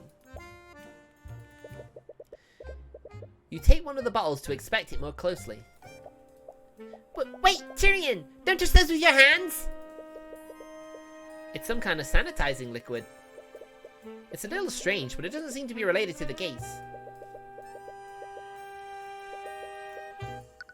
Right, shall we look in Wallace? You open Wallace's locker. Inside, you find a bottle of fragrant liquid and something that looks like a makeup kit. Huh? Huh! I didn't expect Wallace to use stuff like this. It does seem strange, but it's not your place to judge. Anyway, she tried looking through the other lockers. Alright, Warren Sybil. You open Warren Sybil's locker. Inside, you find some textbooks and a neatly stacked deck of tarot cards. Oh, it's like those cards that fortune tellers use. I wonder if this student studies divination magic. But anyways, I don't think this is related to the case. Yeah, we did it. We found a few things. But I can't really make sense of any of it. We should look into this from the prosecutor's perspective. Steelwind found something in one of the lockers.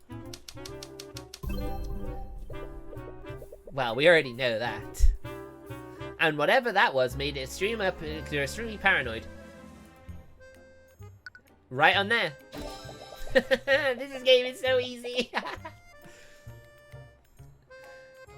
No matter how we look at it, we found some insanely suspicious things in Frager's locker. In Hal Wallace's notebooks, and even some blood. But that blood is certainly strange. It implies that something bloody was stored there. Do you think someone stole it? No, actually. I think it was Steelwind who took it. Oh right, Orion had mentioned that she investigated this room. She must have taken the bloody item as evidence. I keep my blood out of my body from time to time to clear space. Yeah, bet. But with that said, there's something else that's strange about Miriam Frager's locker. It had a lot of Wallace's possessions. It's possible that she really did steal things from him. But it's more likely that this locker isn't actually hers. Remember what Wallace told us before? Sometimes the other students would steal the ID number off my locker. Then they'd switch it with the number of another locker. They thought it was funny whenever the student who owned it, the locker, got angry with me. So, someone switched the nameplates? This means that this isn't Miriam Frager's locker. It's Wallace's. But that would mean that the bloody object came from Wallace's locker! It appears so.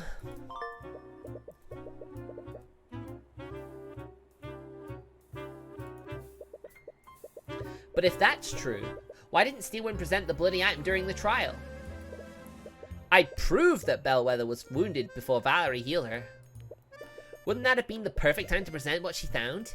And since it would be found in Wallace's locker, he would definitely have been convicted. It was a bloody item found in the defendant's locker after all. She could have easily proved that the nameplates were switched too. Right, that is weird. There's something more to this that you aren't seeing. But what? I think we'll just have to ask Steelwind ourselves. Alright, okay. So that's all we can do there. We can't actually examine the locker room. But then what would you do? It's just lockers. I'll BRB. I'm just gonna refill my locker. My locker? No, I'm gonna refill my water bottle. So, yeah. I'm just gonna BRB quickly. I'll be running an ad though. I'm sorry.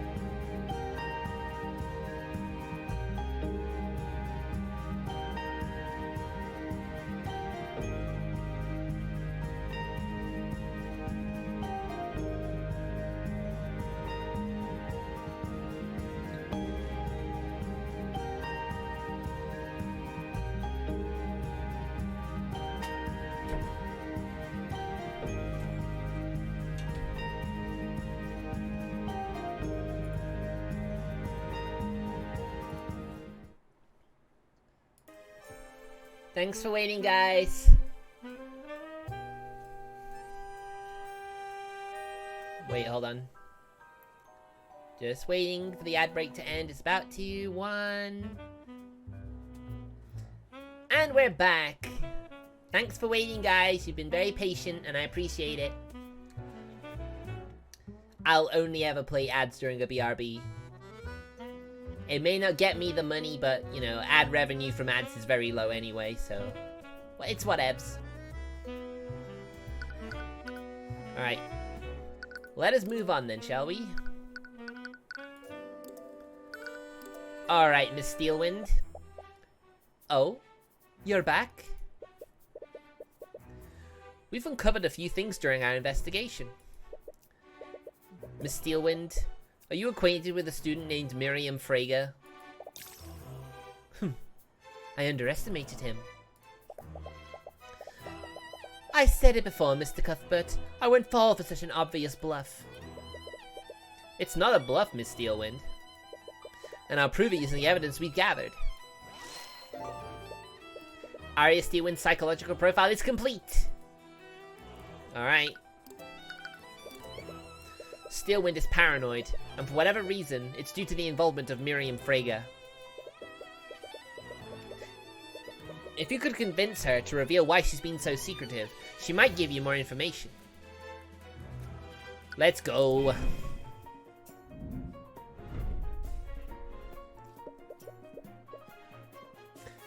You've been behaving strangely, Steelwind. Even the Knights of the Inquisition have noticed. Please just tell me, why are you being so paranoid? I'm not sure what you're trying to imply, Mr. Cuthbert. Nothing about my behavior has changed. I've approached this case objectively, just like I have with every other case. Steelwind is extremely logical and won't accept arguments that aren't supported by evidence. However, she has become secretive lately, and her actions seem to stem from paranoia. She's uneasy about case elements that relate to Miriam Frege, and she's very inclined to hide Frege's involvement from the court at all costs. Which is obviously the girl we saw at the end of the investigation part 1.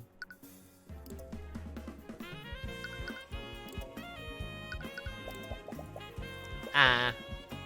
Yeah. Whoops. I did bluff though, didn't I?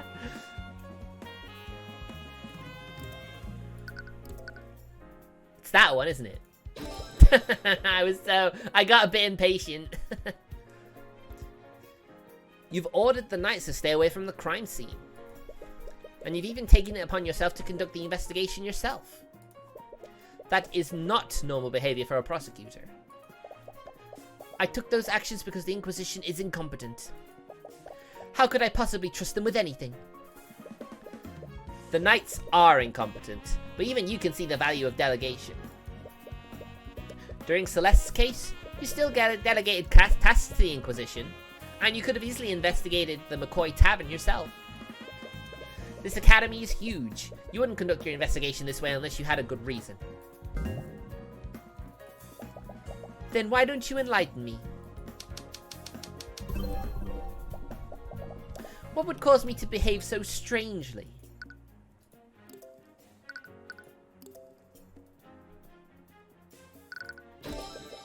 There you go, I can get this. I'm in the zone again.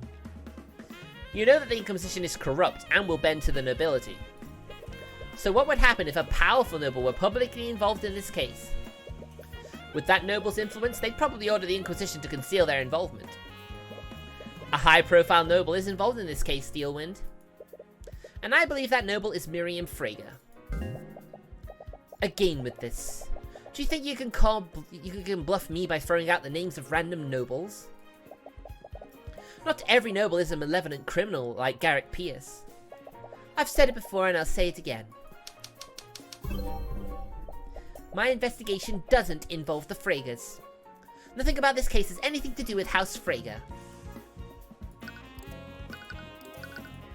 We got the evidence in the locker, Steelwind. Then how do you explain this, Steelwind?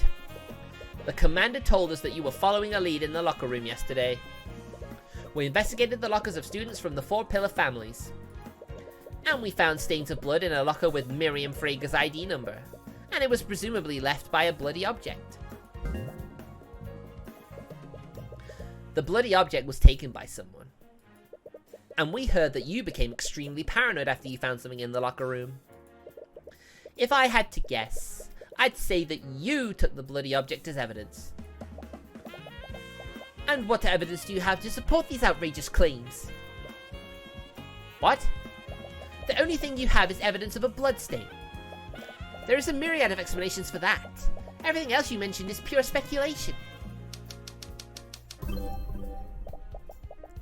I could have found any number of things in that room, or possibly nothing at all.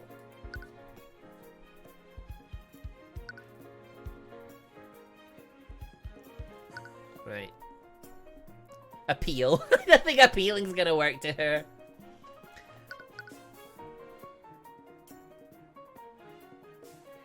Do I threaten her, or do I rationalize?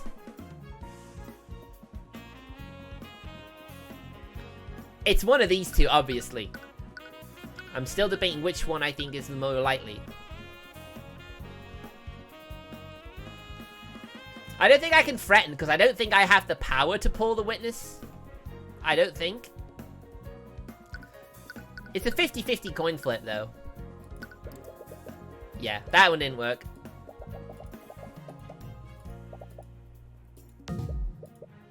She's playing devil's advocate. Okay, we have to threaten her then.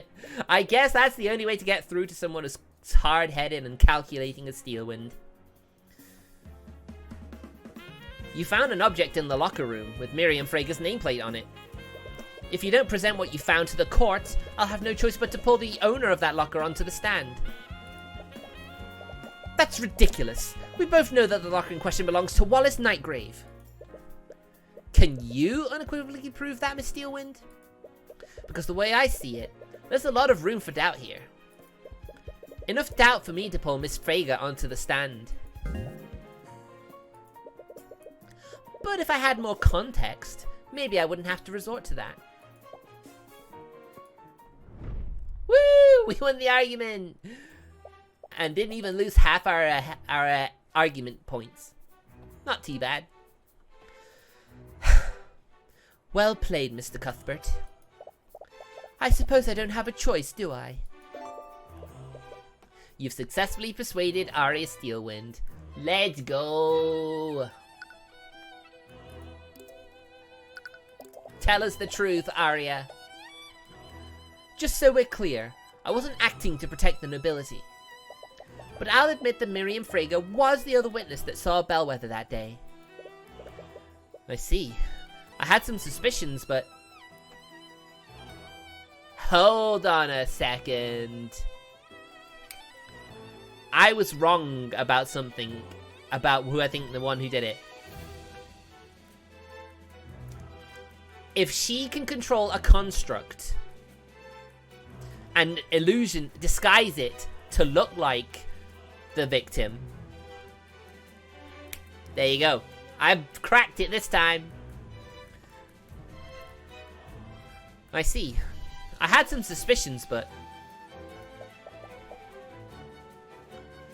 There's also another matter. Steelwind looks uneasy. When I was investigating the body, I found this. Excuse me. A tightly packed folder containing several documents. The documents contain evidence detailing multiple instances of plagiarism, fraud, bribery of school officials, and various other offenses committed by Miriam Frager. Oh. But wait. She supported the nobility. Why would she potentially blackmail one of the four pillars? It doesn't make sense. What the? It looks like Miriam's been cheating at school. But why would Bellwether have something like this? From the way it's arranged, I think it might have been blackmail. Oh. Because she did want to get rid of all the faculty, and the headmaster didn't say no. But if one of the four noble houses decreed it, then she could get her way. Ah, interesting, interesting. It's all falling into place now. Miriam Frager is considered a prodigy in the practice of conjuration magic. She's won a litany of awards, and she will most definitely graduate with honors. If these files were to reach the public, it would absolutely ruin her reputation. Do you think the professor was trying to threaten her? It appears so. When I discovered this, several elements of the case were still unknown. I decided to look through her belongings. And I mistakenly looked through the locker with her ID. I found this in that locker. Bloody rapier. There's the murder weapon. A rapier covered in blood. It was found in Wallace Nightgrave's locker. Apparently it's a valuable family heirloom to House Frager. It was reported stolen by Miriam Frager weeks before the murder. Weeks before, huh? It's very likely that this is the murder weapon. This rapier is a valuable family heirloom for House Frege. And a few weeks ago, Miriam reported that the rapier was stolen from her room. And then it was found in Wallace's locker. Not that I'm complaining. Oh wait, no. Not that I'm complaining. But why didn't you present this in court? To be honest, I'd like to avoid involving House Frege by any means necessary. I knew it! You're just protecting her, aren't you? Ms. McCoy, do you recall how Wyvernguard's justice system works? To acquit a defendant, you need to unequivocally prove that they didn't commit the crime. To do that, they either have a solid alibi, or we need to prove that someone else committed the crime. What do you suppose will happen if you bring Miriam Frege onto the stand? House Frege won't allow one of its members to be indicted in a court of law. They'll plant and forge evidence to implicate your defendant. And they'll use the Inquisition to do so. So that's why you've been keeping them away from the investigation. It all makes sense now. Come on, I need a drink.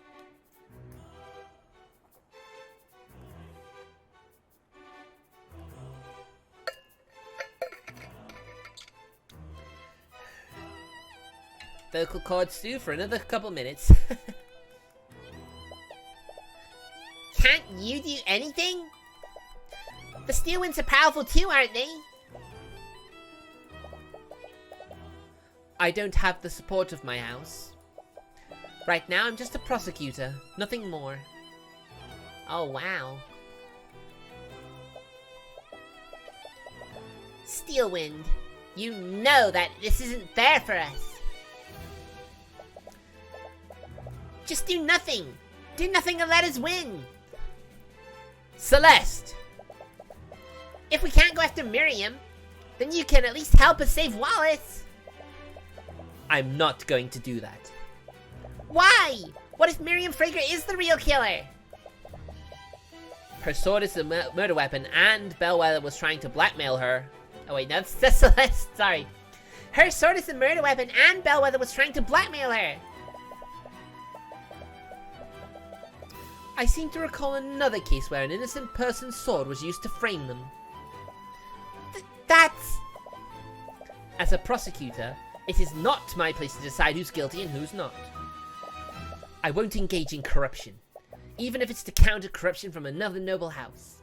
She's got her respect, she's got her nobility and her, her beliefs, and you gotta respect that. I'm sorry. Do you know where Miriam is right now?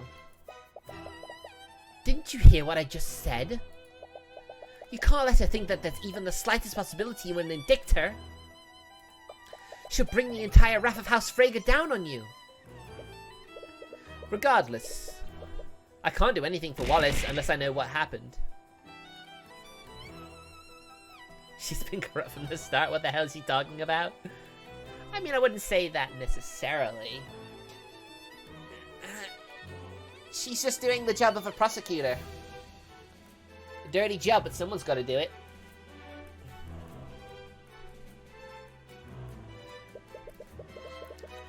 Frege has the last piece I need to put everything together.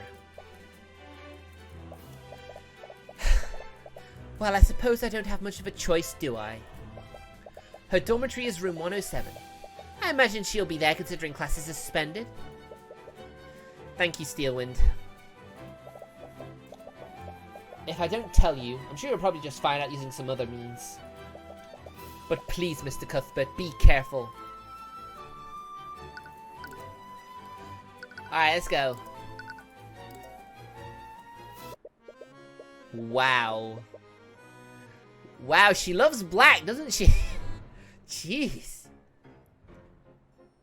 You got dark oak, you got black sheets, black drapes, black and white wallpaper. Crazy. You follow Miss Steelwind's directions and find Miriam Frege's dorm room. The door leading inside seems to be a lot more ornately decorated than the other dorms. You go to knock on the door, but you don't realize that it's only partially closed. As your fist comes in contact with the wood, you accidentally push the door wide open. Uh-oh. She's pissed! Excuse me, how dare you barge into my room? Sorry, I meant to knock, but... Construct, remove these hoodlums from my room! Acknowledged. From the corner of the room, an arcane construct stands up and starts making its way towards you. Before you can protest, it raises its fist to hit you. Oh, Celeste isn't gonna let you do that. It is her, you're right, it's Vice. It's Vice. You only have enough time to raise your arms and brace yourself for the impact. You close your eyes and wait for the blow. But instead, you hear the clang of steel against steel. Confused, you open your eyes and see Celeste standing between you and the construct. Her sword is drawn and she's using it to block the construct's fist. Upon taking a closer look at Celeste, the student stares curiously at her. Construct, stand down. She's pissed. And I'm sure this, Miriam is going to try and recruit her, isn't she? Acknowledged. I'm terribly sorry for that. I wasn't aware that this was your servant. Celeste looks angry but puts away her sword without a word. I haven't noticed you around campus. Are you a new student? If she has a personal attendant, she must be important. What? You see an opportunity. Yes, my master just enrolled here recently. What? Celeste gives you a puzzled look, but you make a silent gesture back. After a moment, she seems to realize what you're doing. Yes, I just started here. I take it you're Miriam Frege? Yes, I'm honored that you recognize me. Miriam Frege, occupation student. It is a pleasure to make your acquaintance, Ms. I'm Celeste. She catches herself and pauses for an awkward moment. Steelwind. I'm Celeste Steelwind. No! Celeste, don't say that. Oh my god. You can't believe her. There's no way she's gonna believe. Steelwind? It's a pleasure to meet another member from such an esteemed house. She must be from a branch family. Maybe I can use her. Oh my goodness, she is something else. Wait, she's actually buying this? I just moved in and I thought I should introduce myself. That's awfully close to Celeste, which I love. And look, her name's changed. Celeste Steelwind. Now she became Arya's sister, she did. And I love it how it's in quotation marks as well. Seeing as you're a top student in the field of conjugation. Conjuration? Yes! Well, there's no backing out now.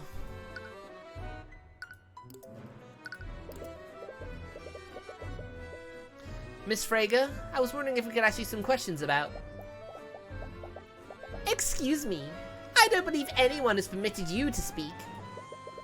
Oh, here we go.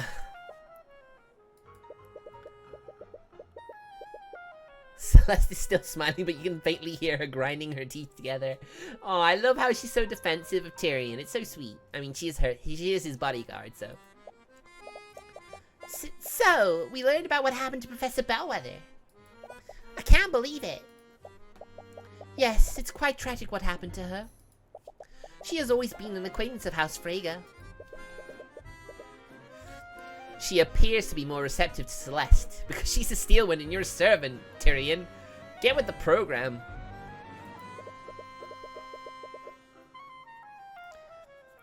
It might be better to let her take the lead on the questioning.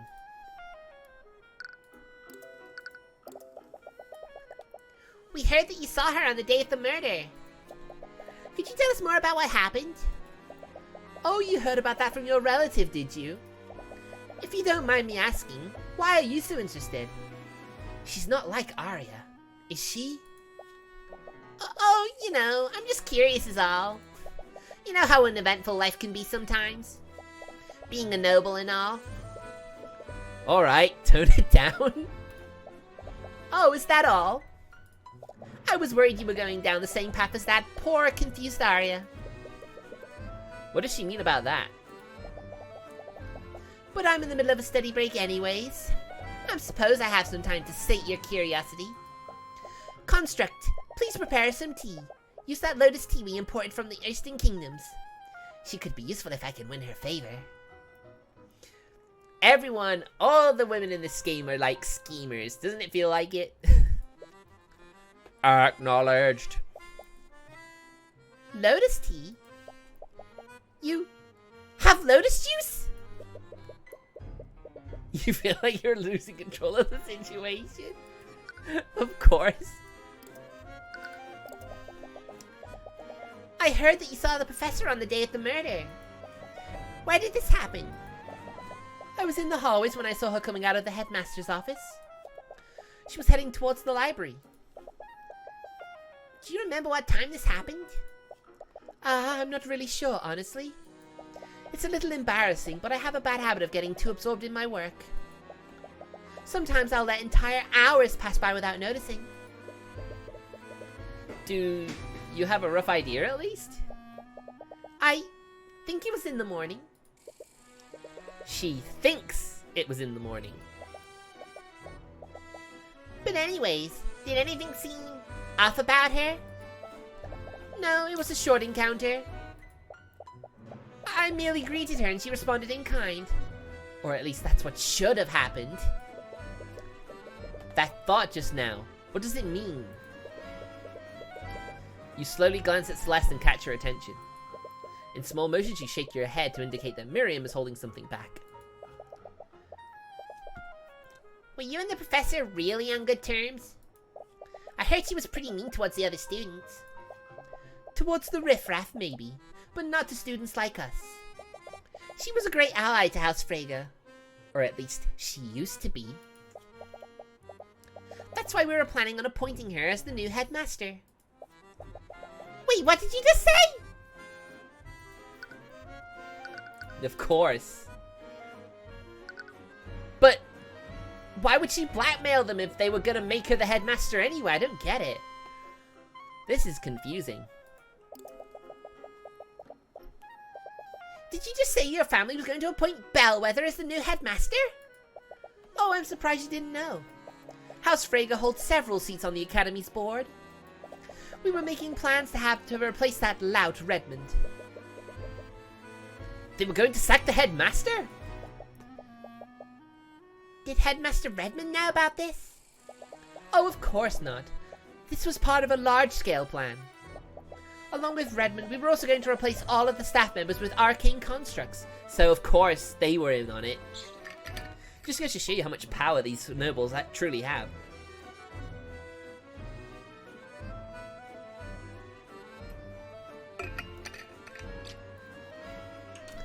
Just another way for the nobility to keep control of their power.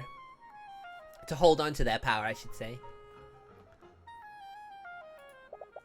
We had to keep everything under wraps, or else the help would have left prematurely. And where would that leave us?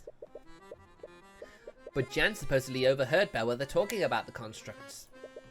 Did Bellwether prematurely reveal the plan? Or was Jan lying about how he found out?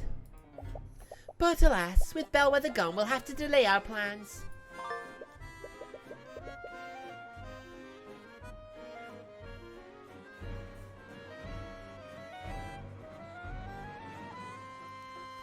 During a meeting a few weeks ago.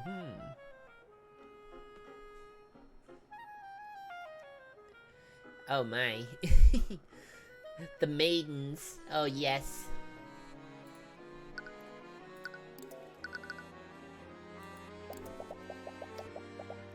So, we heard that Arya took your rapier as evidence for the case. Can you believe her? She still won't give it back to me. My father will have my head if I can't get it back soon. How did it even become a part of the investigation anyways? I don't know. Arya won't tell me anything. I swear, if that necromancer was the one who stole it, I'll execute him myself. Oh my goodness. Oh my goodness. So someone did steal it from you? Yes, from right out of my room. When did this happen? About a few weeks ago. I noticed when I came back from one of my classes. Someone removed the rapier from its display case in my room. How did they get into your room in the first place? Do you think someone used magic to teleport past the door? Please, I'm a master of conjuration magic. If someone attempted that, my enhancements would have shunted them out. This means the thief came through one of the doors or windows. I bet it was that necromancer. I'm sure a street child like him just knows how to pick a lock. Oh, Celeste is angry. I am too, to be honest. How dare you accuse him of doing it? He's too meek to be like that. How dare you? How dare you, ma'am? He's a good boy.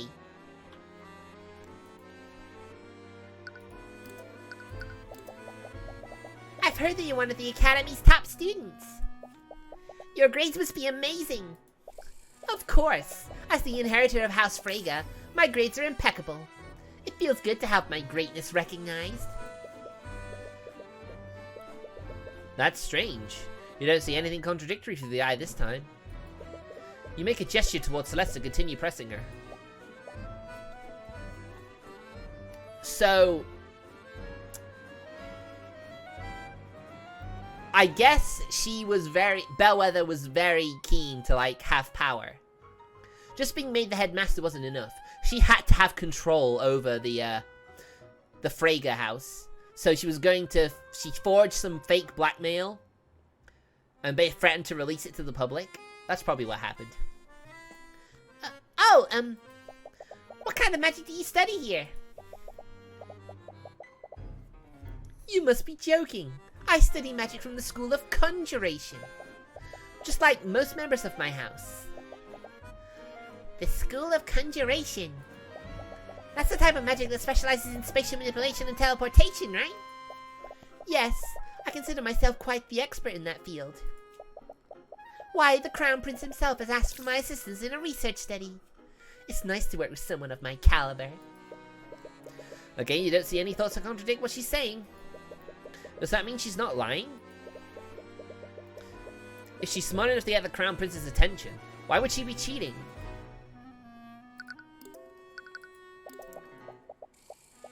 You said something about my wayward relative before. Were you talking about Arya? Oh, I'm terribly sorry if I offended you. But I'm sure it must be paining you to see the way she's been acting lately. Yes, it's been extremely hard. Hang in there, Celeste. Did you know that she even interrogated me about the murder yesterday?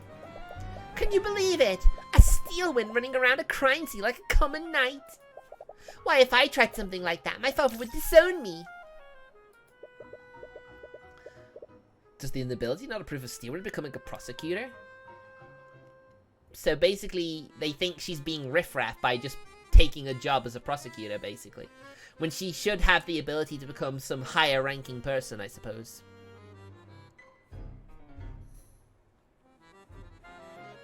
Actually, why don't people master teleporting 3 feet into places to teleport into people's house to steal their bread and butter?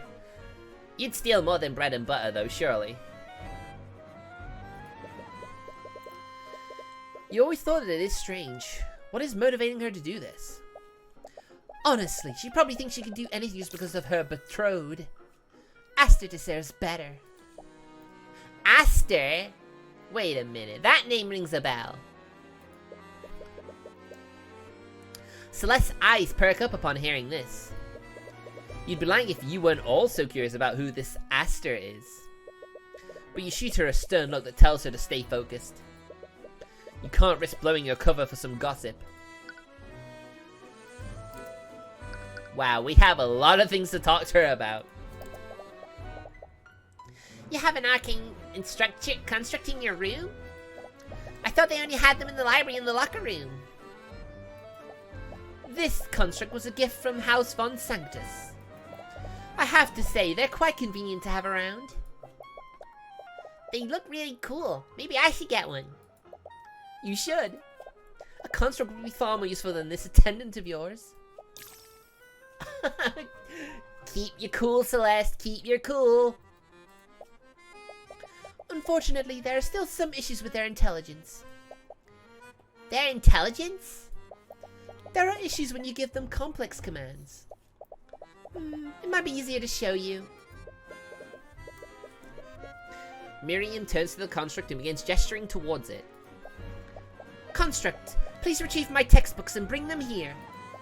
Then cast Steelwind Strike at this location. After that, retrieve some plates and set them out on this table. Acknowledged.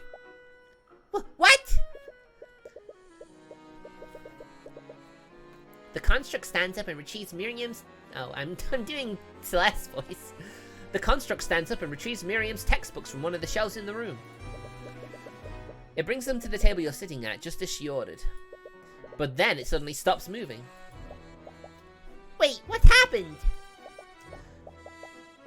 The construct obviously can't cast Steelwind Strike, so my second command was impossible to carry out. But did you notice something else? It ignored your third command too. Correct. My third command was possible to carry out. So why did it ignore that command? Constructs execute a series of commands in the order that they are given. But let's say one of those tasks is impossible to complete. When the construct gets to that task, it will deem the entire series impossible to complete. As a result, it will stop executing the series altogether. So if a task in a series of commands is impossible, then that command will interpret the sequence of commands, or interrupt the sequence of commands. Exactly.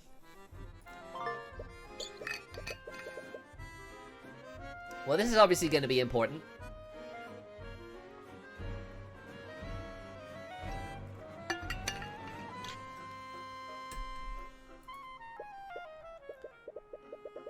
Lady Steelwind, I'm afraid we must leave now if we want to make our next engagement. Oh, right. Let's go, servant. Oh, leaving already? It was a pleasure talking to you. Yeah, sure. I hope to see you around. Excuse me. You make your way back to the foyer with Celeste. With all the time you've spent, you only have a brief amount of time before night falls. Are you sure you didn't want to talk to her more? We were getting a lot out of her. We already got a lot of useful information out of her. The more time we spend with her, the more likely she is to see through our ruse. Right.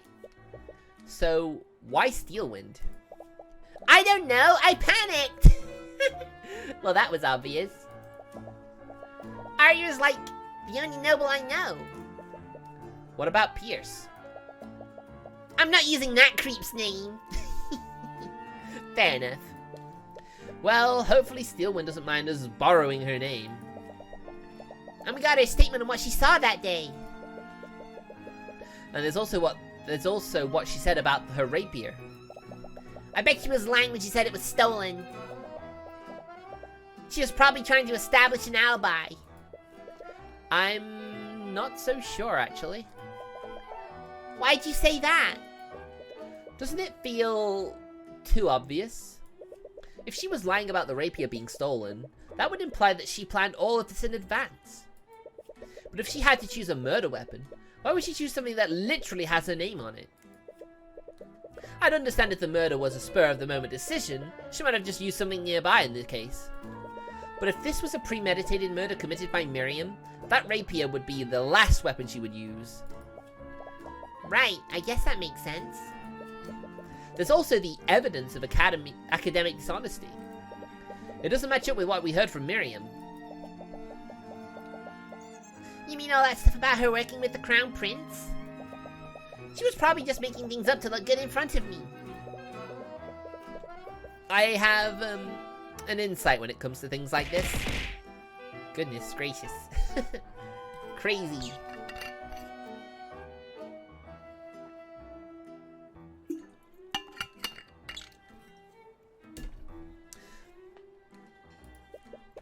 Under normal circumstances, I can usually tell when someone is lying. And a lie as grandiose as that would be something I would definitely see through. People can subconsciously shield themselves from the eye of Horus, even if they don't know about it. But when they do that, you usually can't see any thought from them. You also saw that she was lying about her encounter with Bellwether. You would have seen dissonant thoughts if she was lying about her grades. Well, I guess I'll trust your insight. But what does this mean? I don't know. Even with everything we found, I'm still not sure who the real culprit is. At the very least, I think we should try to pull Miriam onto the stand. If she testifies in court, I might be able to find something I can use. But that's a big maybe. If you don't play your cards right, you might spook the Fregas enough for them to pay off the judge. Either way, it's getting late. We'll probably have to turn in soon. Yeah. You just hope you did enough to acquit Wallace.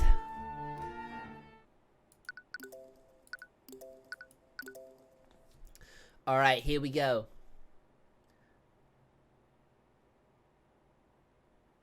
It's gonna be interesting, though. Are we gonna go into a day 3, though? That's the question. I think if we do, then, you know, we're not gonna get much out of Miriam.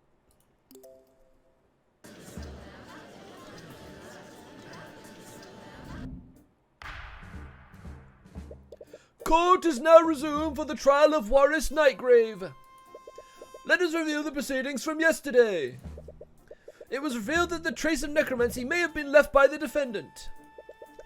It may have been left by a witness who used necromancy to attempt to heal the victim. However, the victim was seen by witnesses well after her time of death. This could only be explained by the defendant using necromancy to animate the victim's body. This leaves the question, where did the murder take place? Does the prosecution have an answer for this? Based on the testimony of several witnesses, it's very likely that the murder took place in the library. Interesting. What led you to this conclusion, Miss Steelwind? First, I'd like to remind the court where the victim was sighted before the body was found. It began when the victim had a meeting with the headmaster near the center of the building. Our meeting was scheduled for 12 p.m. According to my schedule for the day, our meeting lasted for an hour. This brings us to the statement of the next witness, a student at the academy. This student saw the victim walking in the hallways. I saw her coming out of the headmaster's office. She was heading towards the library. Which means that our first witness saw Bellwether leave the headmaster's office. Presumably, this would have happened after her meeting there. That would be the time this encounter... That would time this encounter to around 1 p.m. The other event is the discovery of the body, which is when Valentina Ioannis contacted security. I suddenly spotted the professor lying in a pool of blood in the classroom. Valentina used her communication device to call for help while I tried to save her. As we've already established, this event occurred at 3:04 p.m. But the significance of this time is in what occurred before the body was discovered. The second witness, a member of the cleaning staff, spotted the victim in the West Wing hallway. Bellwether knocked over a vase, and there were shards and dirt everywhere. It was probably 20 to 30 minutes before the twins found the body. Ugh. Wow, man. Speaking in a tired-sounding voice made me yawn. This means that this encounter must have happened no later than 2:30 p.m. And this implies that the victim was near the library between 1 p.m. and 2:30 p.m. According to the defendant's statements, he was in the library during this time period. Furthermore, the victim of death was at 2:07 p.m. This means that Mr. Hughes saw the victim's animated body. Steelwind's deduction added to the court record, or to your notes. I see. Your deduction certainly tracks, Miss Steelwind. What do you have to say in your defense, Mr. Cuthbert? The prosecution's argument is definitely well thought out, Your Honor. However, it is entirely predicated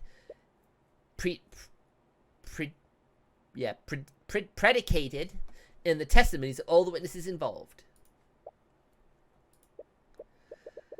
Steelwind's deduction has to have a hole somewhere. And since your conversation yesterday, you've had a feeling that Miriam is hiding something. If you want to get to the truth, you'll need to drag that out of her through a cross-examination. Your Honor, to test the validity of these claims, the defense would like both of these witnesses to testify. The defense calls Miriam Frager to the stand. Frager? At the mention of her name, the judge's face turns a bit pale. I had a feeling it would come to this. Do you have any objections, Miss Steelwind? I do not, Your Honor. But very well. Bailiff, please escort Lady Frager to the stand. She pissed. She's so pissed. Witness, please state your name and occupation for the... You little snakes! How dare you deceive me! Oh, it looks like she found out. I mean, you're literally standing opposite her. Come on. I had the opportunity to brief for the witness beforehand. Miss McCoy, for the record, I told you to exercise discretion. I did not mean that you should impersonate a member of my family. Yeah, sorry about that. I gave you all the tea that I imported from the Eastern Kingdoms. I demand that you return it to me. No, you gave them to me. They're legally mine now. Oh my god, Celeste. Wow. Two girls having a bit of a fight. Ahem! I'm not sure what your business with the witness is, Miss McCoy. But I'd ask that you please handle your personal disputes outside of the courtroom. Anyways, Miriam, could you please testify to the court your encounter with the victim? Very well.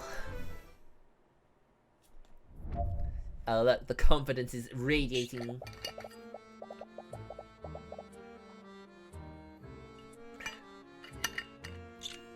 Celeste really liked the tea. Yes, she did. It's lotus tea. It's like her lotus juice she liked. I was working on a research project in my dorm room when I decided to take a break. I left my room and went on a walk. That's when I saw Professor Bellwether exiting the headmaster's office. She was walking in my direction, so I greeted her and she responded in kind. After that, she headed towards the library. A short time after that, I went back to my room and continued my work. I see. So it was only a brief encounter. However brief it was, the witness testimony verifies two things. One is that Miss Frager saw the professor exiting the headmaster's office. The other is that she witnessed the victim head toward the library. This gives us a rough timeline of where the victim was before her death. That does seem consistent. Did Bellwether really enter the library that day? You feel like you would have seen her there if she did. Mr. Cuthbert, you may begin your cross-examination.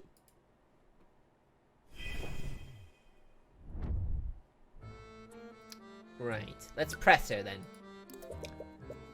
Was the research project a part of your schoolwork? It was an independent study to develop a new conjuration spell formula. The project is being sponsored by the Crown Prince himself. She didn't like that. I wasn't aware he was involved in such a study. Of course you wouldn't. Did you expect to know every aspect of his life, dear Arya? You sense a bit of aggression. If you don't keep an eye on him, House Frager might just steal him from you. As if His Highness would align himself with your herbaceous family. Ha! Our banking houses form the economic infrastructure of our kingdom. But perhaps he'll come to the Steelwinds if he needs to clear a den of goblins. With all due respect, may we please focus on the matter at hand? Well, clearly the four houses don't get along. At least not the Steelwinds and the Fragers, anyway. Of course, Your Honor.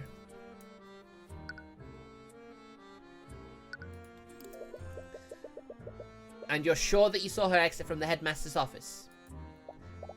Yes, I remember it clearly.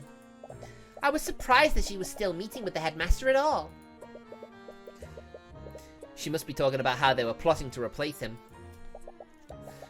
Did you interact with the professor at all, Miriam?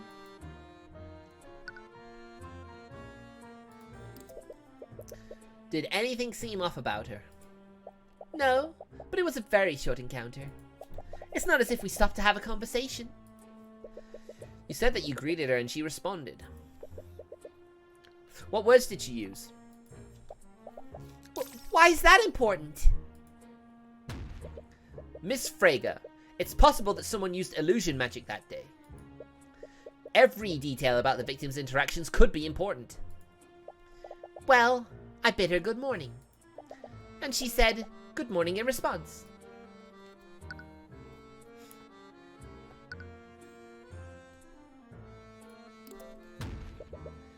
Did you see her enter the library? I didn't, but there's not much else in that direction. From the testimony of Jan Hughes, we know that she later came from the library. Even if she didn't enter the library, she was still in that area for more than an hour.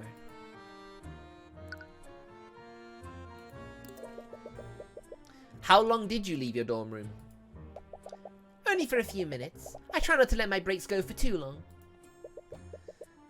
And you didn't see the professor again after your first encounter? No, I did not.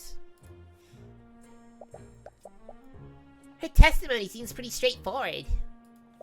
But she could still be lying. I'm honestly not sure.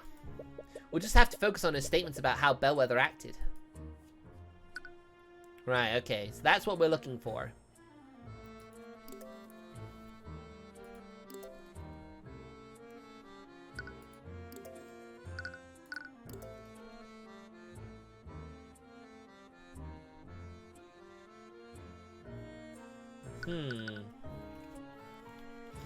There's so much evidence.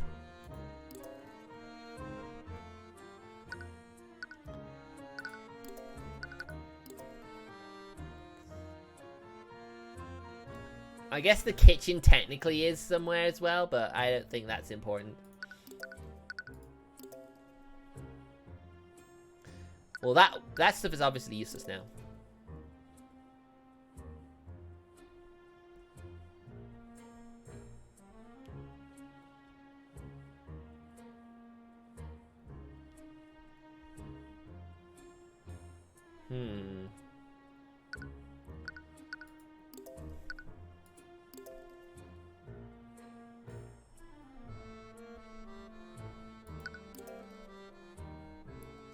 Honestly, I'm not sure. I mean, we have profiles too, but I don't think they matter really.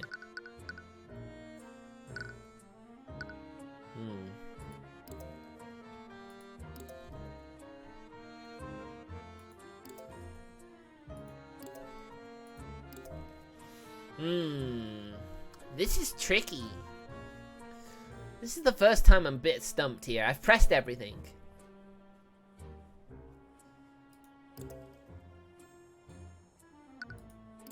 I'm really not sure though.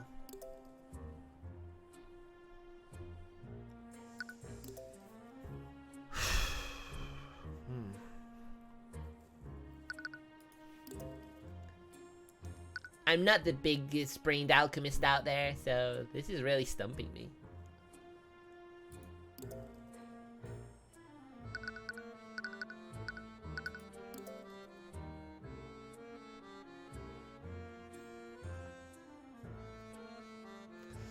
I'm really not sure.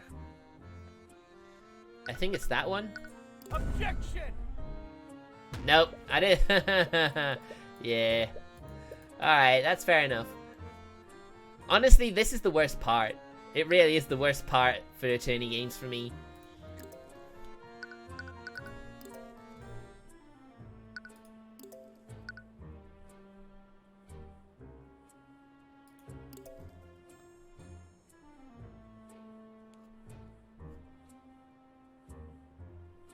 I'm not sure.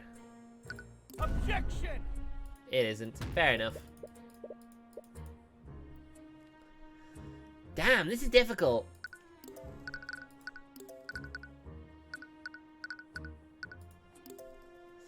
I mean, unfortunately, this just tells us that thing. It doesn't give us any clues about how they are and their personalities.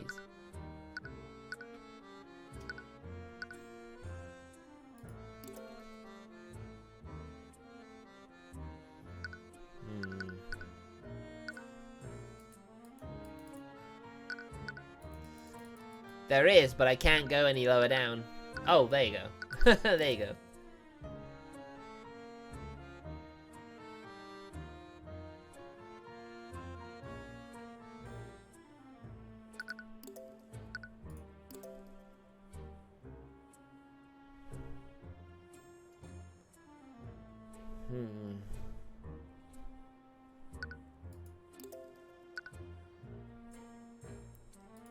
I'm not seeing any evidence here, though, that would indict her.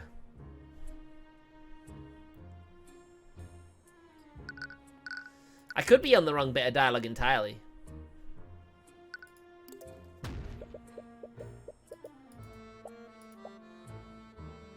Oh. Oh. Yes, like I said, it was a very short encounter. It only happened over a few seconds. The witness's interactions are not what's important here.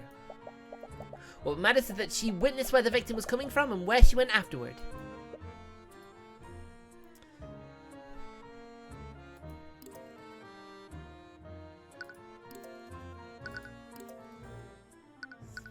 I mean, we've tried the evidence already. Clearly the crests are to blame. Maybe.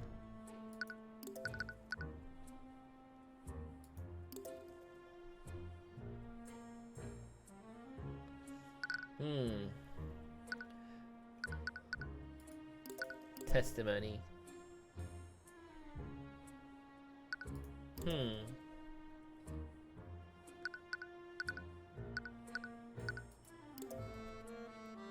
I mean, obviously, you know, it's gotta be a clue. It's gotta be in the clues tab.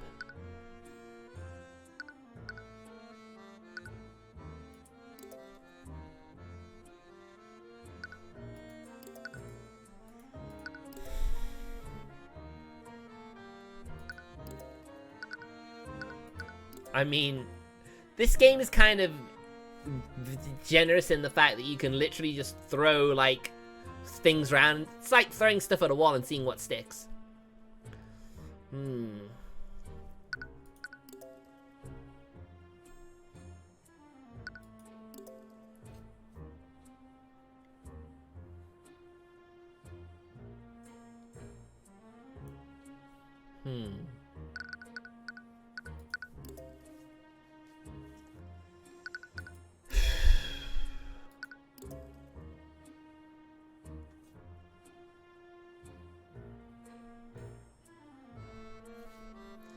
I tried the reputation already, didn't I?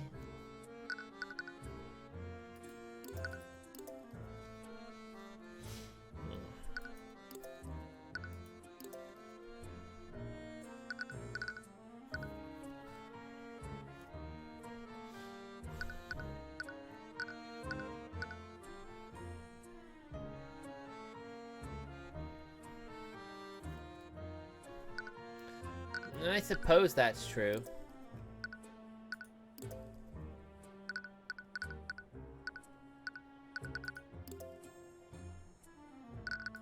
Objection! Nope. Ah.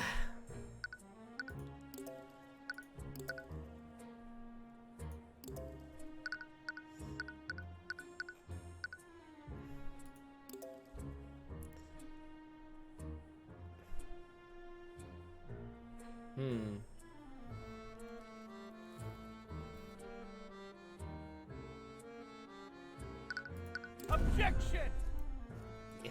It's really difficult. Come on. It's probably obvious. I'm sure there are people who'll watch the VOD later and they're just like, how did he miss such an obvious thing?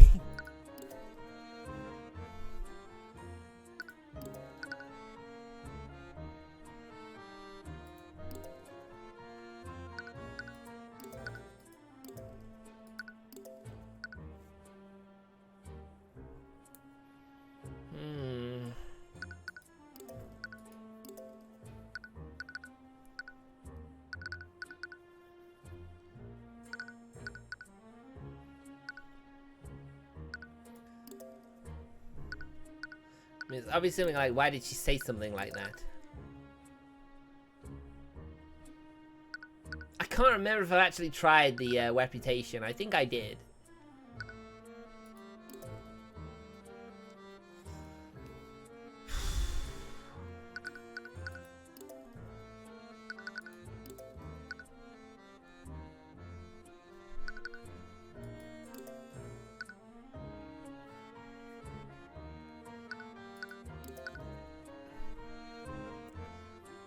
Why would she say something like that?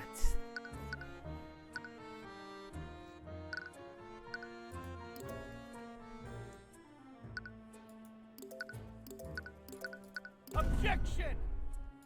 I just don't know what it is. This is the first time the game's truly stumped me.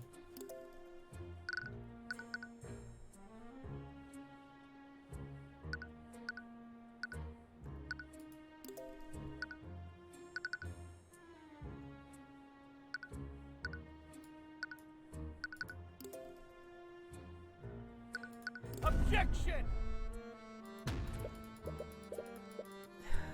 I don't get it.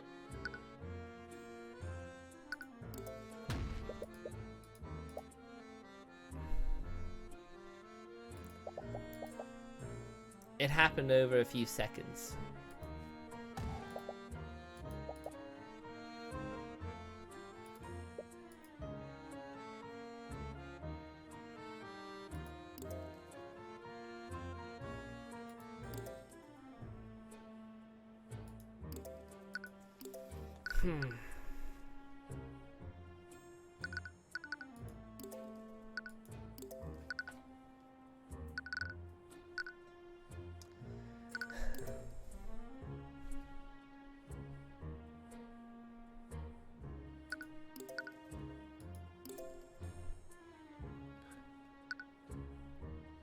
This is ridiculous.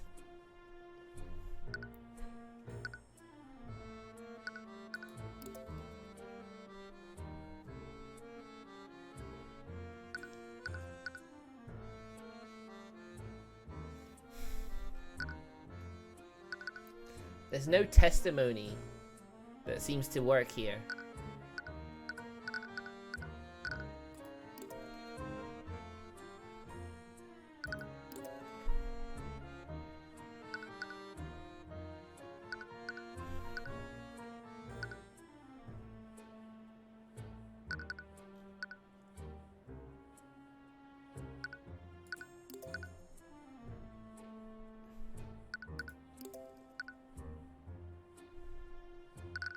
Objection!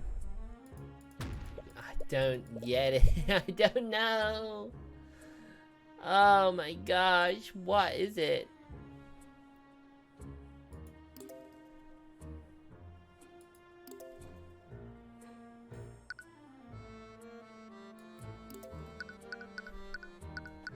It's gotta be that particular bit of dialogue.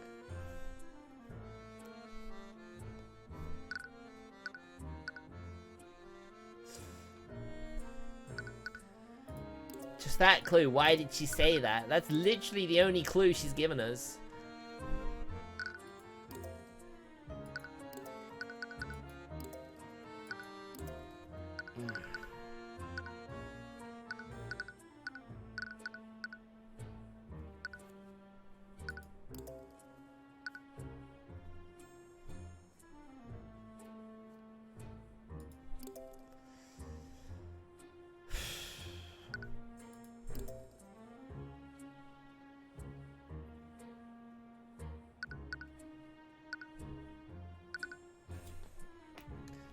Oh my gosh, I don't know. If this was a real Ace Attorney game, I'd have game overed already.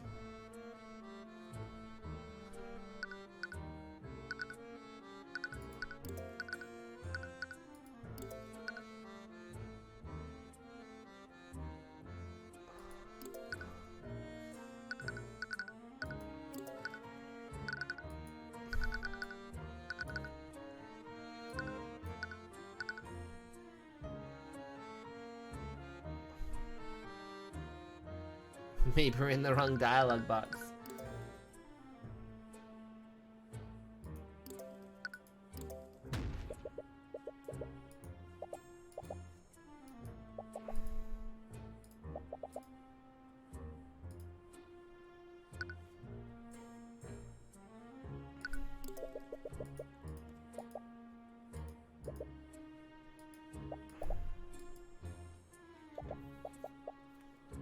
It's so straightforward, it's hard to pick apart.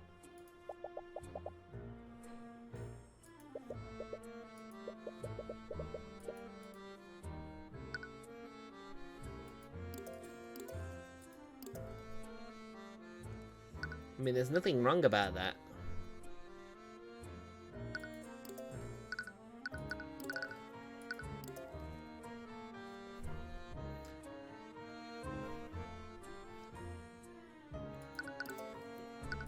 Objection! Nope. Nope.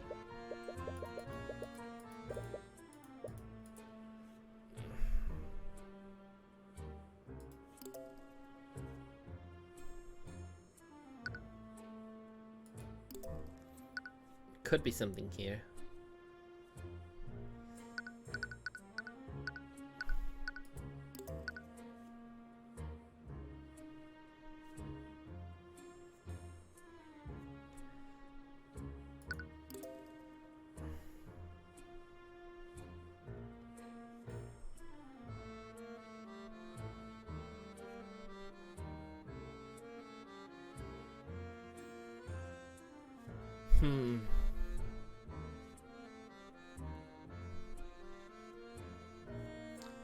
Huh.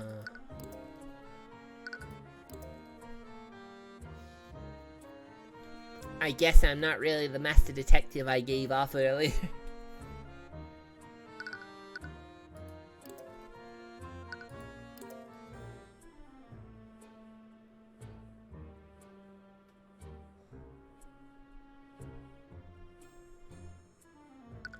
Indeed I am.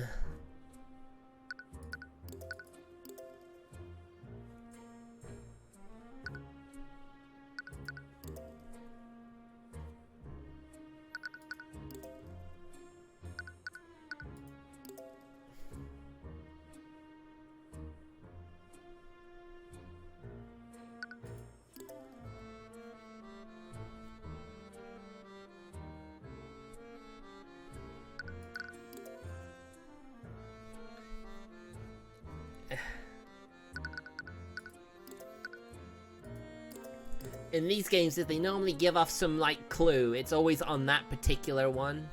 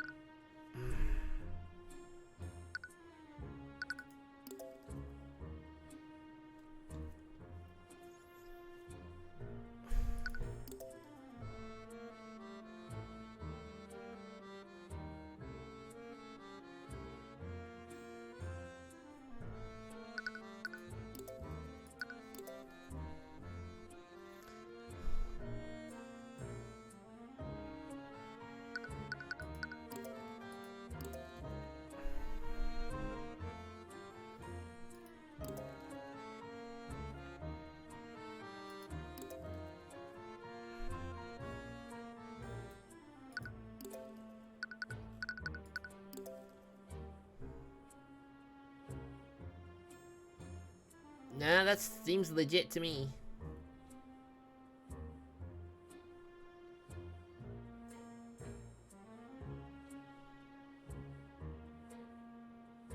It's very strange.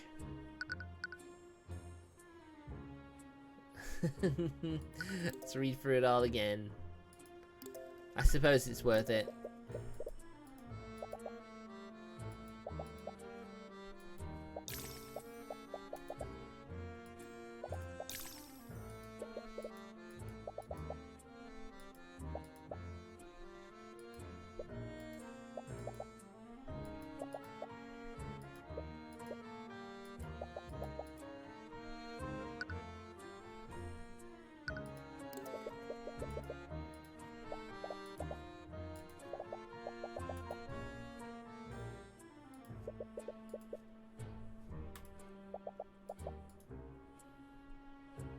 can only be this. This can be the only thing.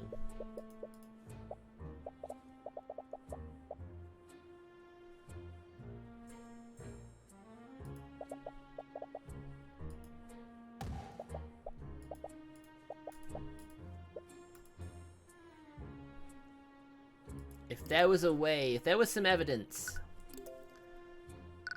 that would provide us with it.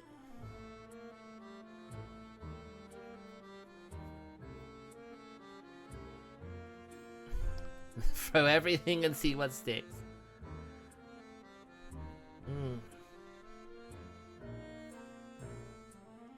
Objection!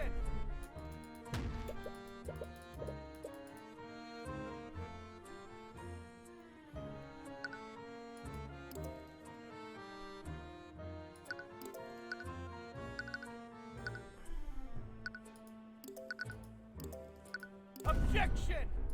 Nope. Ah.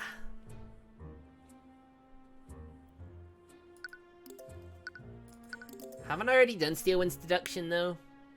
Objection! Oh, okay. Apparently, that's correct.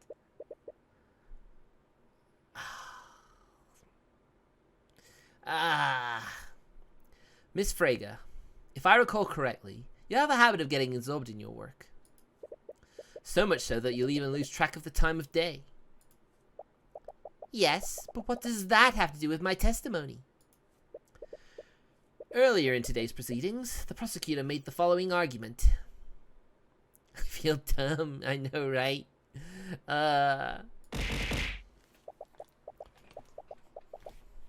Our first witness saw Bellwether leave the meeting with the headmaster. That would be timed the encounter around 1 p.m. Miss Frege, if you had said good morning to the professor, you would have been mistaken. Oh, no. No. I feel so dumb. Ugh, I feel so dumb. Said good morning and it's the afternoon. Oh, God, it was so obvious. Stared me right in the face and I kept looking over it. Ah. Because that encounter could only have happened during the afternoon. And your point is? You said it yourself, Mr. Cuthbert. The witness simply lost track of time. What the witness said isn't what's important here. The significance is in what the professor said in response. She had just come out of a meeting that was scheduled for noon. She would be well aware that it was no longer morning. So why would she respond good morning? Wouldn't she have corrected the witness? Their encounter was extremely short, and the victim's mind may have been preoccupied. She could have easily responded to the witness without thinking. I'm going to be honest, I kind of agree with her. It's not hard to believe that they were both confused about the time. It's definitely a stretch, but you still can't shake the feeling that she's hiding something. Every time you ask her about how Bellwether acted that day, the eye picks something up. There has to be something there. Miss Frege, you haven't been entirely truthful in your testimony, have you? That's absurd! What reason would I have to lie? This is just a small detail. Why does he even care? Every detail about how she acted is important, Miss Frege. What aren't you telling us? Mr. Cuthbert, you have no basis to accuse the witness of perjury. Or do I?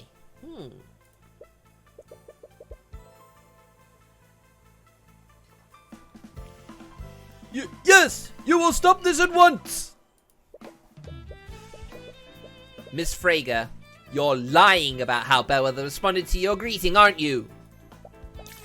It doesn't make a difference. All she did was yell at me.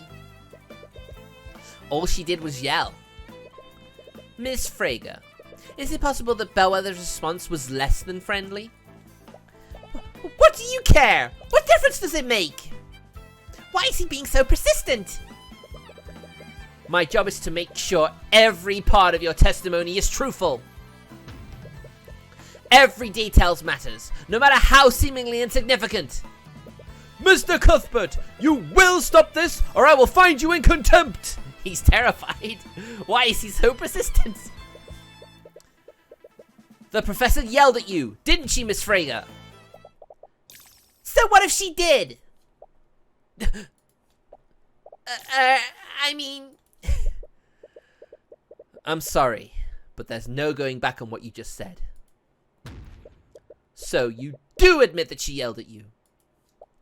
Ah, you impertinent little... Yes, I admit it. The professor didn't greet me back that day. Oh, good morning, Professor. Be quiet. Wow. She yelled at me to be quiet. But until then, we had always been nothing but courteous with each other. I don't know what got into her that day, but something put her in a foul mood. But that's it. Everything else I said was the truth. They'll believe me, right? I did see her come out of the headmaster's office and walk towards the library. That part is true. So she wasn't lying about that. So, is that all, Mr. Cuthbert? What do you mean, is that all? You badgered this witness. Also, you could prove... What exactly? The witness committed perjury. The witness changed a small detail of her testimony. A detail that is inconsequential to this case. It was clearly an act with no malicious intent. After seeing her thoughts, it's hard to disagree with that. You were so sure that the eye would lead you somewhere. But Frege was only lying to save face. The witness saw the victim leave the headmaster's office and head towards the library. Do you have any concrete evidence to refute that, Mr. Cuthbert? No.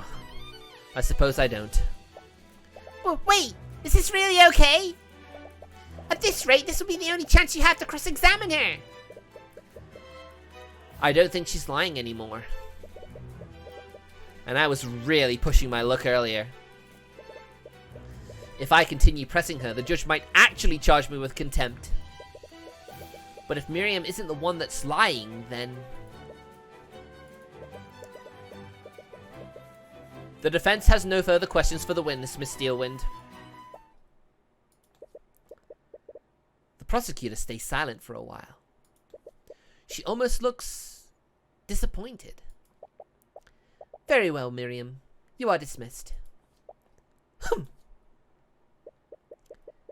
Miriam still looks like she's fuming, but she leaves the room without protest. The judge breathes a sigh of relief as the young noble is escorted out of the room. Now, with that out of the way, what else do you have, Mr. Cuthbert? The only way to refute the prosecutor's theory is to cast doubt on one of the witnesses. If it wasn't Miriam, then... Steelwind. To test your theory, we must question every witness that saw the victim that day. So with that said, the defense would like to call Mr. Jan Hughes to the stand. I hope you understand, Mr. Cuthbert. Your entire case rests on the assumption that one of the witnesses' accounts is incorrect. If your cross-examination of Mr. Hughes leads nowhere, then I hope you're ready to concede. You don't like the sound of it, but she's right. Unless you can find something in Jan's testimony, you won't really have anything to disprove her theory. Bailiff, please bring in Mr. Hughes. Witness, please state your name and occupation for the courtroom. Witness, name and occupation. Right. He's in his pajamas? It's weird. Why is he in his pajamas?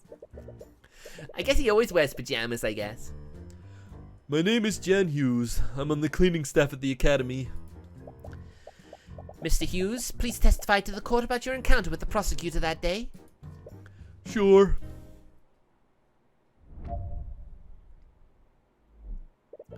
I saw the professor when I was cleaning the West Wing hallways. It was about 20 to 30 minutes before the body was discovered. She walked by me, but she looked pretty out of it. I heard she was undead when this happened. Pretty creepy if you ask me. After that, she went into the empty classroom. Well, that was straightforward. No, I think that's his janitor's uniform. I know, but it looks like pajamas, and since he always seems tired, doesn't it make perfect sense?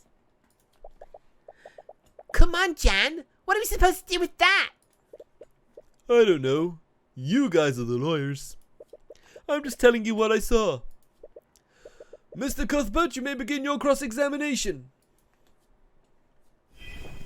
I mean, obviously it's a construct. I saw the professor when I was cleaning the West Wing hallways. It was about 20 or 30 minutes before the body was discovered. Yeah, we've read that. How are you so sure that it was 30 minutes before? I always check the time to make sure I'm on schedule. I was supposed to finish cleaning the halls by 3 p.m. Right, the body was discovered at 3:04 p.m. What was the professor like, Mr. Hughes? She walked by me, but she looked pretty out of it. Did anything else look off about her? I mean, yeah, she was an undead after all. That remains to be proven. If you say so. Anyways, what was her demeanor like? She looked like she was in a bad mood. Either that or she was tired. But I guess she was just dead inside, literally.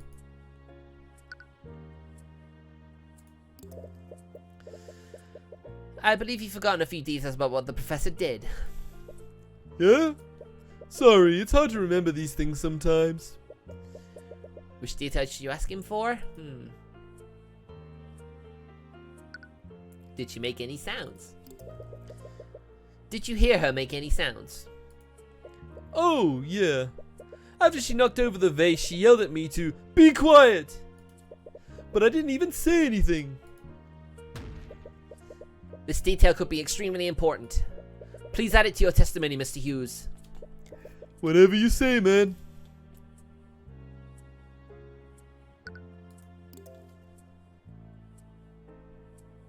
Huh.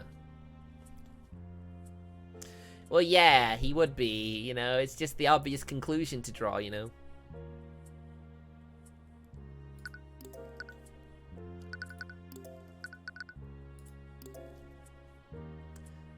I'm looking here.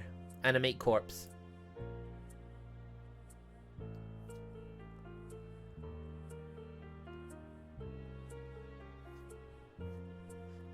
Is limited and it cannot speak. Okay, fair enough.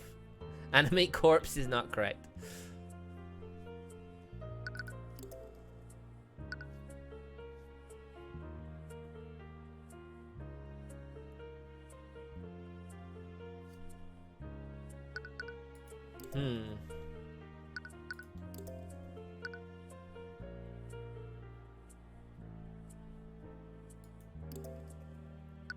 This is easy.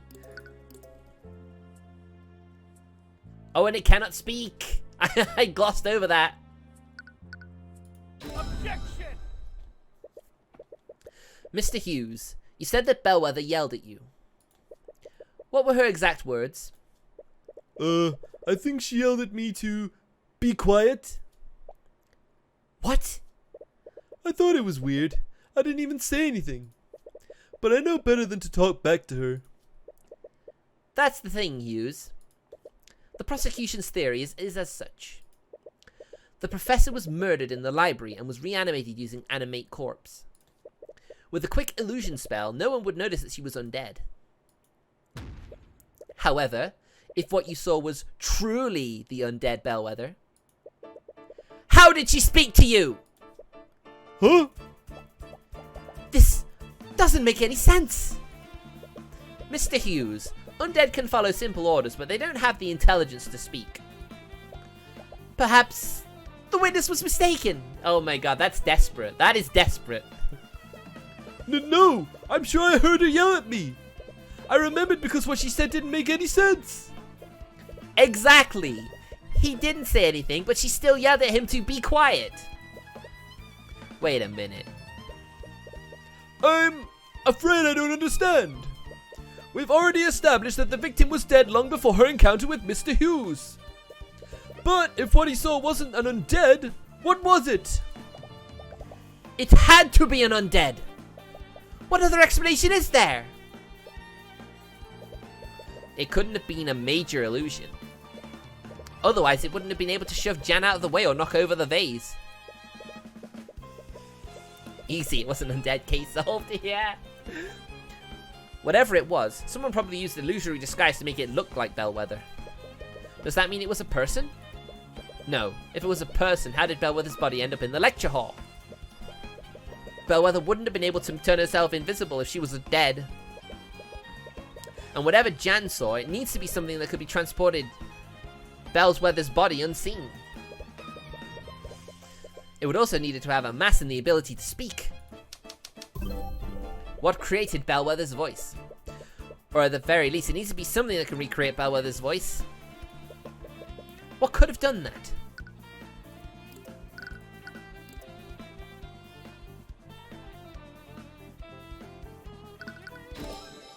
Ah! That's it! Do you have an answer for us, Mr. Cuthbert? What did the witness actually see? Your Honor, the witness didn't actually hear the dead victim speaking. What he actually heard was her voice being recreated using magic. Are you trying to say that her voice was recreated using a spell? Not a spell, Steelwind. It was artificery. And whoever the murderer is, they had the perfect piece of artillery available to them. One programmed with Catherine Bellwether's voice. You can't possibly mean... That's right, Steelwind. What Mr. Hughes saw was an arcane construct! An arcane construct? Think of it as a magically animated suit of armor, Your Honor. But we ruled out such a possibility, hadn't we? Construct or not, no one could disguise themselves and carry the body to the classroom. A person wouldn't have been able to do it. But arcane constructs are a different thing entirely. Those suits of armor are extremely large, but more importantly, they're hollow! I see! That means that theoretically someone could have placed the victim's body inside it. The arcane construct wouldn't just transport the body. With an illusory disguise, it would also confuse and mislead anyone who saw it. Objection! I was gonna go boom, and then that. I commend your deduction, Mr. Cuthbert. I would never have considered that possibility. It's certainly plausible. But what does this prove exactly? It proves that the body wasn't animated using necromancy. My client isn't the murderer! The defendant is still capable of performing all of the acts that you described. His compendium contains illusory disguise after all. There were several students in the library that day.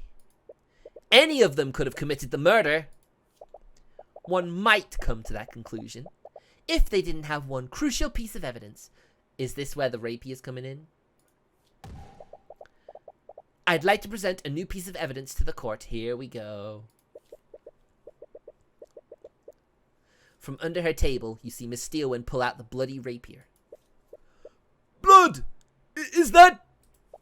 Yes, Your Honor. This is the murder weapon. Yeah, it's pretty messed up when you think about it. Ugh, she was saving that for the perfect moment, wasn't she? This rapier was reported stolen by Miriam Frager weeks before the murder. And during the investigation, it was finally found. In the defendant's locker. Wait! He was clearly trying to use one of her possessions in a paltry attempt to frame her. Why, he even stole her locker's nameplate and placed it over his. Damn it, that's not what happened!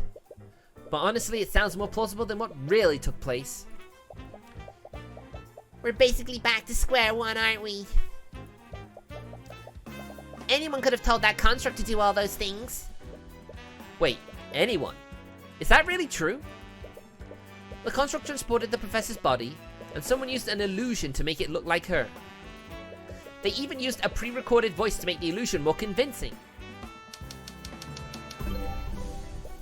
Could anyone have done that? Let's check the evidence.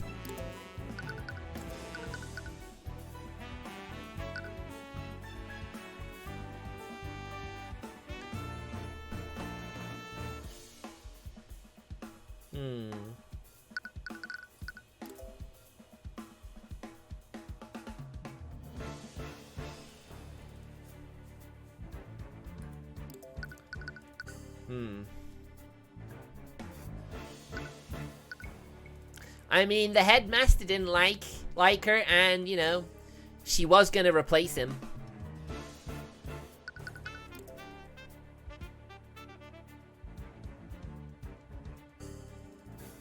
But it's only the voice lines, though.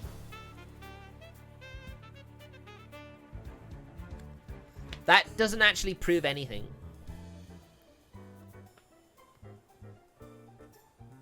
No, it's saying that the lines that the construct says can only be changed. Hey, Murray friends! Welcome to the stream, yo! How you doing?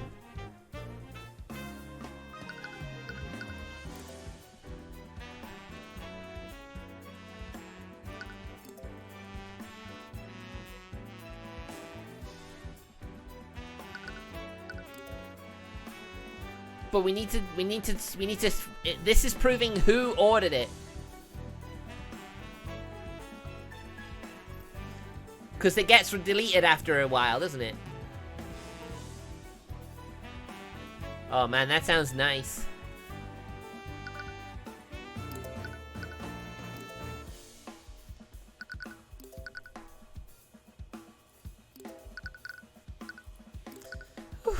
I'm okay, thank you.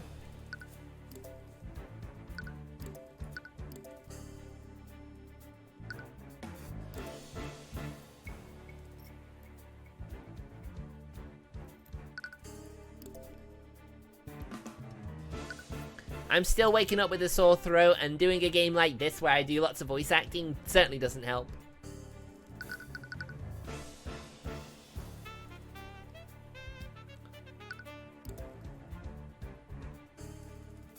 But the command log must be cleared regularly, so it must be gone now.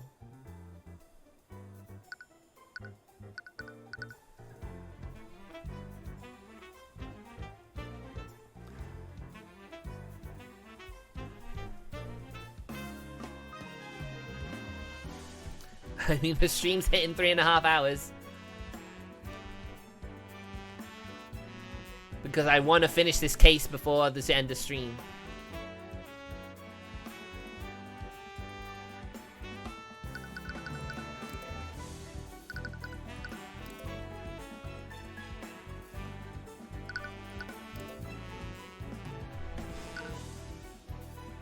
Yeah, if the murder actually took place in the headmaster's office. Okay.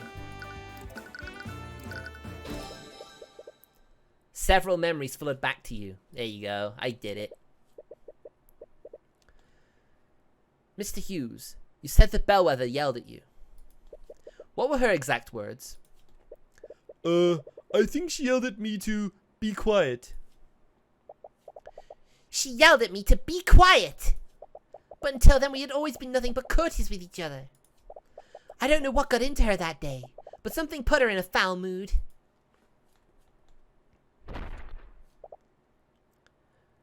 Be quiet! Sorry. Be quiet! Eris begins giggling. She seems amused by what's happening.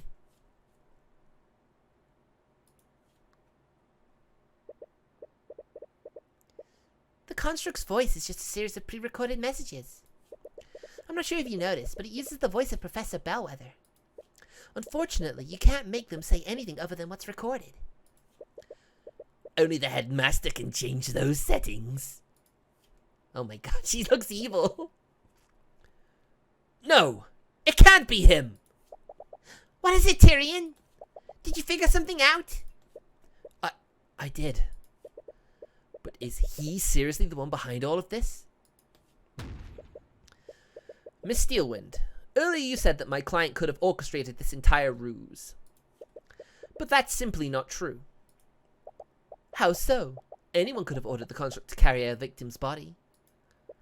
Yes, but not everyone can change what the constructs are able to say. Only one individual has the credentials for that. Theodore Redmond, headmaster of the Imperial Academy! Nani? Nani? Wait, you're not serious, are you? You think the headmaster did it? I don't want to believe it. But he's the only person who could have done it. That's completely ridiculous. Headmaster Redmond would never do something like this. Miss Steelwind, there's one common element between each of the witnesses' encounters with Bellwether. It's what Bellwether said to them. She yelled at both of them to be quiet. Miriam Frigga was particularly surprised. She had a good relationship with the professor. But when greeted by the professor, Bellwether just shouted at her. Almost as if the professor was responding indiscriminately. And recall her encounter with Jan Hughes. The professor knocked over a vase and shouted at him to be quiet immediately after, even though he hadn't said anything. She was responding to the sound of the vase breaking. Now, let me ask you this, Miss Steelwind. Where did Bellwether come from before she encountered Miss Frigga and Mr. Hughes? Her meeting with the headmaster. And no one could discover where the crime scene is. It could very well be in his office. It appears that the defense truly means to indict Theodore Redmond. If so, we have no choice but to take a brief recess until he can be brought here. There's no need.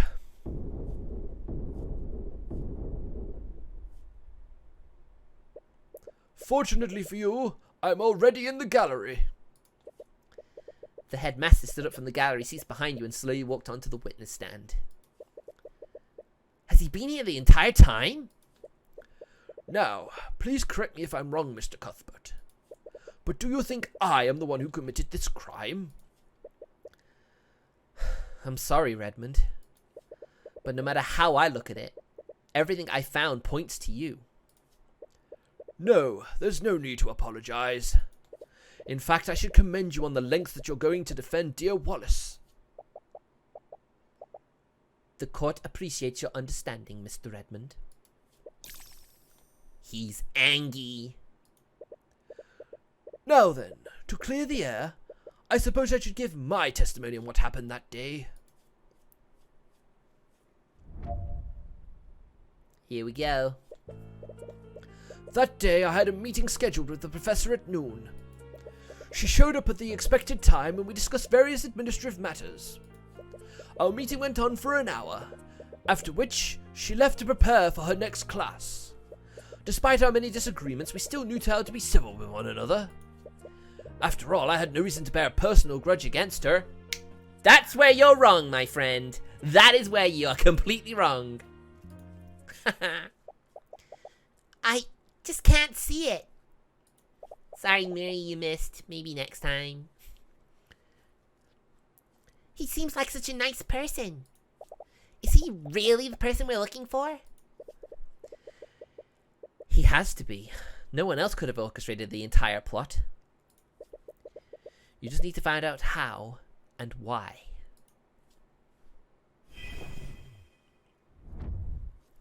And we are going to skip right to the end. Because we have the thing here. Where is it? Testimony. Objection! Easy. Redmond, did you really hold no animosity towards Professor Bellwether? Of course not. I did have strong opinions about her methods of teaching, but I always remained professional. We both did. Frankly, I find that hard to believe.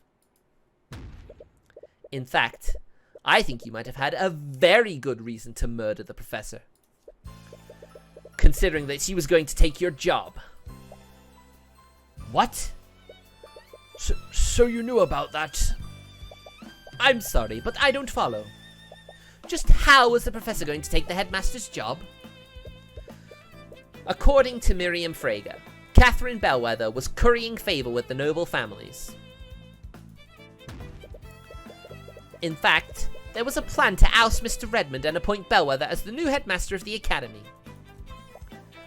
What? But in any case, I doubt that the headmaster had any idea of this until now. I'd like to remind the court of what the witness's reaction just now. He said, "So you knew about that?" His reaction was one of surprise. But he wasn't surprised by this information. He was surprised that I knew this information. That's... Please, dear Arya. I may be a frail old man, but I'm perfectly capable of defending myself. If you have an explanation, Mr. Redmond, then by all means, I'd love to hear it. Gladly. Oh, look at him, he's serious. It is true that I knew about Frager's plot beforehand, but I had only just learned about it. On the day of the murder, the professor told me about her plan. She was going to replace me as the headmaster and replace the staff with arcane constructs. Now you might say that this would give me the perfect motive to murder the professor. However, the supposed murder weapon was stolen from Miss Frager. This happened weeks before the murder and my discovery of the professor's treachery. I had no knowledge of their plan before she told me, and therefore I wouldn't have known to steal Miss Frager's weapon in an attempt to frame her. Are you satisfied now, Mr. Cuthbert? There is no way that the headmaster could have come up with this plan. If he really did do this, that means he stole the rapier too, right? Most likely. And if he were to frame one of the family that was going to oust him as headmaster, you can do the math. He sounds a lot like Quiris Alba. I have no idea who that is. No hat today. We're in a court of law, and I think wearing a hat is rude. His alibi makes sense. He couldn't have planned this whole thing unless he knew about Bellwether's plans. That would mean he knew about this weeks ago.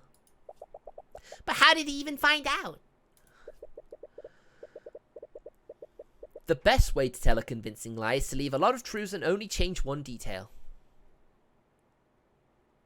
It's been so long since I played that game. It was so good. I'm still gutted we never got the sequel in the West. I wish they'd bring it back. I mean, they're doing trilogies of the old Phoenix Wright games. Maybe they'll do a duology of the Ace Attorney investigations. That'd be cool. I'd be down for that. Maybe Bellwether did tell him, but she actually told him weeks ago. The question is, how do you prove that? Mr. Cuthbert, you may begin your cross-examination. Gladly.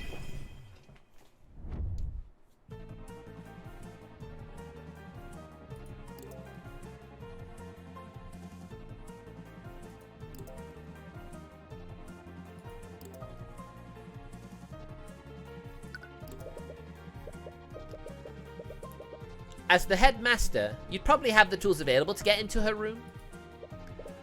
Yes, I will admit that. The academy has a master key that can use to enter each of the students' dorms. And yes, as headmaster, I would have access to that key. Then you had the perfect way to get into her room and steal the rapier undetected. I suppose I did. However, there's one flaw with your logic.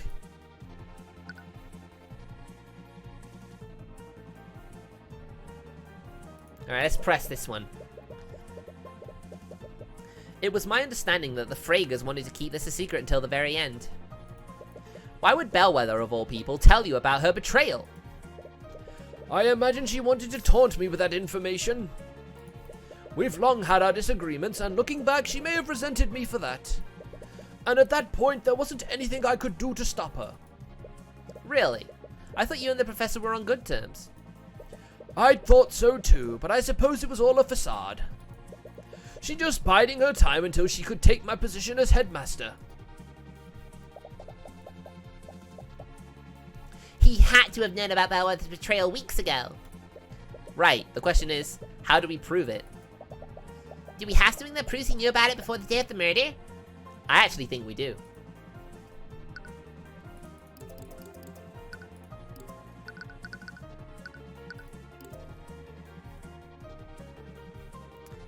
It's somewhere around here.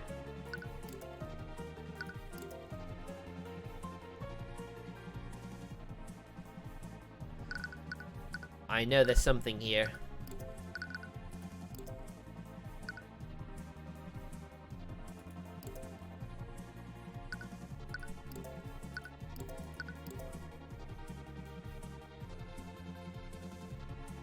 Yep.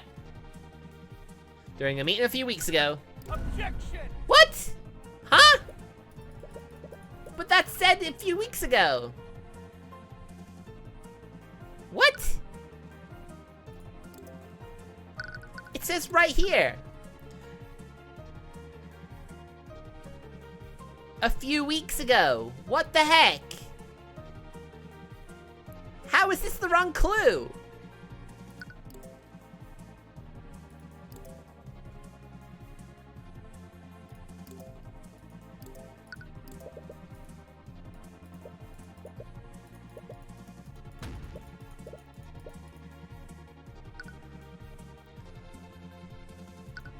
The testimony literally says it.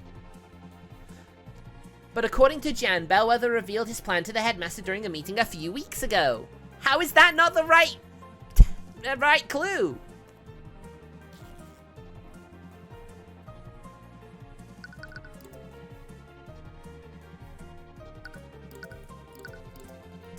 What the heck is this bullshit?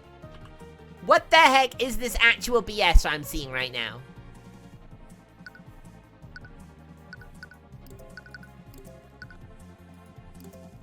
Is there other testimony?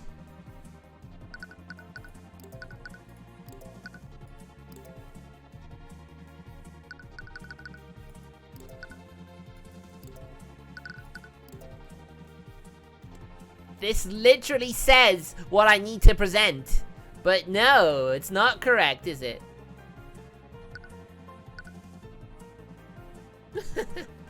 What the heck is this?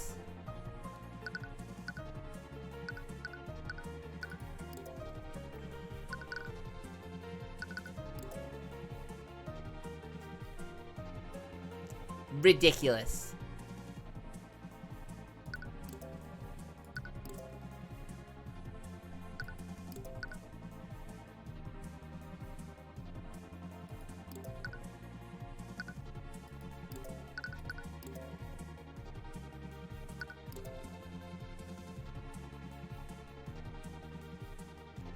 Maybe there's some different thing here.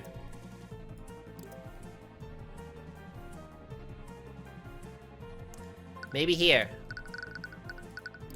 Objection! There we go. Okay. Redmond, you keep saying that you didn't know about Bellwether's plot before yesterday. Do you still plan on standing behind that claim? Of course I am, because it's the truth. I'm sorry, Redmond, but you should really close your doors during your meetings. What? It is true that Bellwether revealed her plan to you during one of your meetings. In fact, Jan Hughes happened to overhear the same meeting. But he only overheard the part where the staff will be replaced. And that's the strangest part, Redmond. According to Mr. Hughes, this meeting occurred weeks ago! You can't accuse the headmaster of perjury based on a rumor! Everything you've just said is based on second-hand information! Mr. Hughes distinctly overheard that the staff would be replaced with arcane constructs. That is too specific and too accurate to assume that he misheard a different conversation. The Professor O'Brien only revealed her plan for the arcane constructs. That still doesn't prove that he knew about her treachery beforehand. Professor Bellwether had no authority over the cleaning staff's employment. It wouldn't make sense for her to just reveal her plan for the arcane constructs. That would only make sense if he knew that Bellwether would be taking his job. So tell me one thing, Redmond. Why did you find the need to tell this lie about this? Is it because you saw a need to protect yourself from my accusations? Redmond, I asked you a question. Did you murder Catherine Bellwether? What a fine mess this is. I'm not done. Not yet. Headmaster? So you truly plan on pushing this, are you? Well, your thesis sounded promising, Mr. Cuthbert. But I believe your arguments could use a little work. Here we go, argument time. You think I killed Catherine Bellwether? Me? I am an elderly man in his late 80s. I was alone and had nothing to overpower Bellwether with. I can barely walk, much less wield a rapier.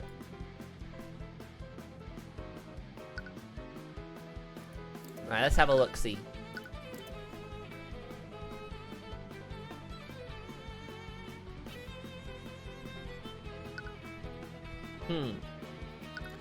Right, where are we looking at here?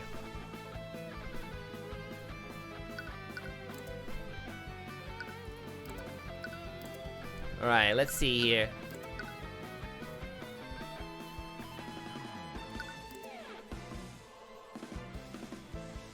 That's in the locker room, that's not in his room.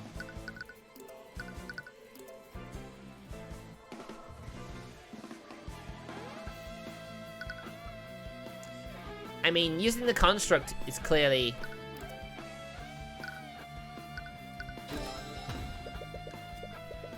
But you and Bellwether weren't the only people in that room, were you? You needed the arcane construct to carry Bellwether's body. That means that the construct would have already been in your office. And with your privileges, you could have easily programmed the construct to stab Bellwether for you. Even so, think about what would have transpired afterward. Recall Miss Steelwind's timeline of Bellwether's witness. With your theory, the construct would have spent more than an hour in the library. Having it there would have risked my so-called ruse from being discovered. Luckily, Lady Frigga can't tell the night from the day.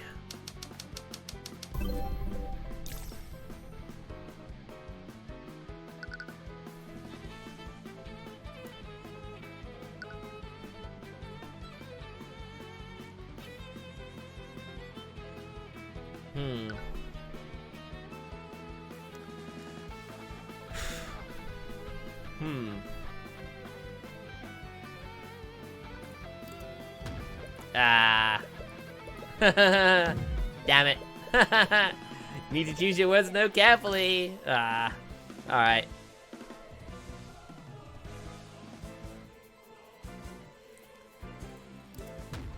I got everything wrong. Alright. I guess intuition.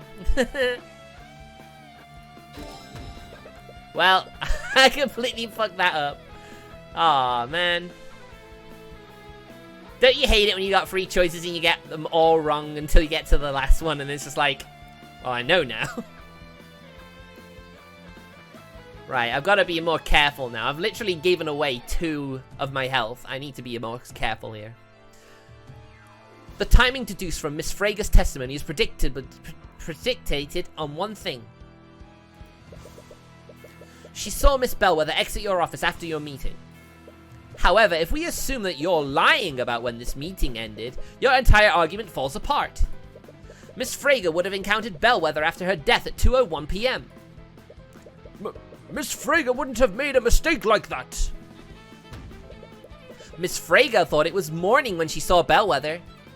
She can't reliably tell the time. Then what about where the rapier was placed? If I really was the murderer, then that would mean I planted the weapon in young Wallace's locker. Several of the students had lockers there that I had access to. I wouldn't have placed incriminating evidence in that locker. Wallace was one of my prize students. If I had to frame anyone, he would be the last person I chose. Uh-huh, but we know that people like swapping his locker. Where is it? There you go. You're right, Mr. Redmond. You wouldn't try to frame Wallace. But you would try to frame Miriam Frager. Huh. It would have been the perfect act of revenge, wouldn't it? You murdered your treacherous co-worker and framed the daughter of the family that helped her. But something went wrong, didn't it, Redmond? The labels on Wallace's locker and Miriam's locker were switched. Anyone who saw that would have easily mixed them up. I am the headmaster of the Imperial Academy. I have records of all the students' lockers and where they're located. There's no reason I would make a mistake like that.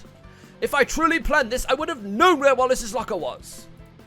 A simple change in labels wouldn't have led me to make a careless mistake like that.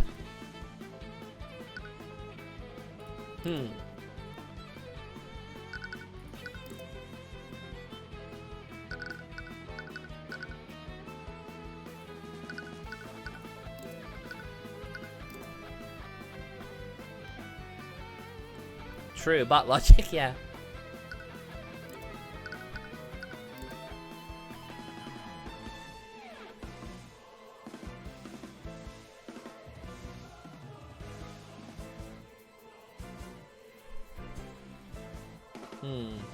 I suppose that probably does it.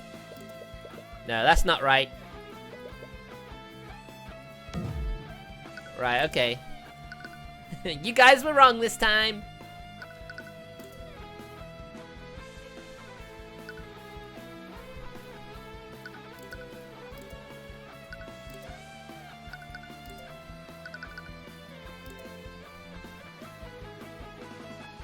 Is it this?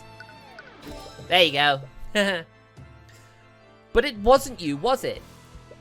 Your arcane construct was the one who planted the rapier in the locker. I bet you commanded it to place this rapier in the locker of Miriam Frager. But it saw the ID number on Wallace's locker and assumed that it was Miriam's. This is... Redmond begins desperately stammering, looking for something to say. Miss Steelwind, say something! What?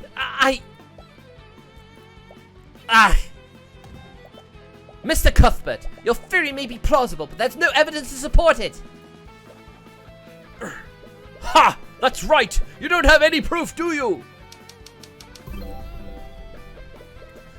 Saying that I could have committed the murder isn't the same as proving I did it.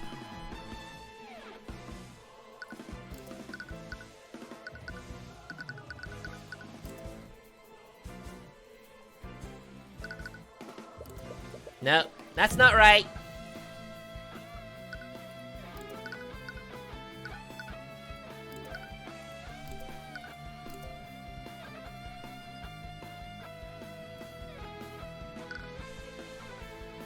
No, it isn't, because it gets cleaned regularly. There's no record of it. Read, chat, read! This command log must be cleared regularly. The record will have gone.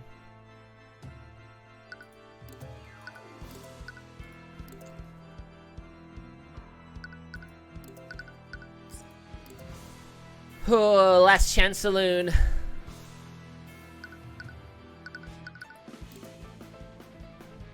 Really? Nice. Oh my god, Junie, you should be playing this game, not me. You clearly have a better grasp. Your arcane construct is still in the locker room where it planted the rapier. All we have to do is take a look inside it and we'll see the blood inside. Is that so, Mr. Cuthbert? What? Why does he still look so confident? No! Mr. Cuthbert, I already checked the inside of that construct during my investigation. The interior was completely clean. What? The construct's primary function is to assist and clean, dear Tyrion. They have a function that allows them to clean themselves, inside and out. Well, we can still look at the command history, right? Think about it, Mr. Cuthbert. Do you honestly think that the murderer would leave behind evidence like that? I'm sure that whoever orchestrated this plot, they ordered the construct to wipe its logs when it was finished. No! That's right, Mr. Cuthbert. Your case against me is theoretical at best. But I suppose I can still give you marks for trying. Damn it, he thought of everything! Was he seriously able to get rid of all the evidence? You're running out of options. But you still have one tool left. Ha! It's unbecoming to glare like that, young Tyrion. He's doing it again. Bring yourself back to that moment with Garrick Pierce. Think about what's at stake for Wallace, just like you did with Celeste. His life and his future are in your hands. Naught can remain concealed. Here we go, the Empowered Eye. You activated the Empowered Eye again. Redmond did a good job of covering his tracks. But there has to be something that he forgot to get rid of.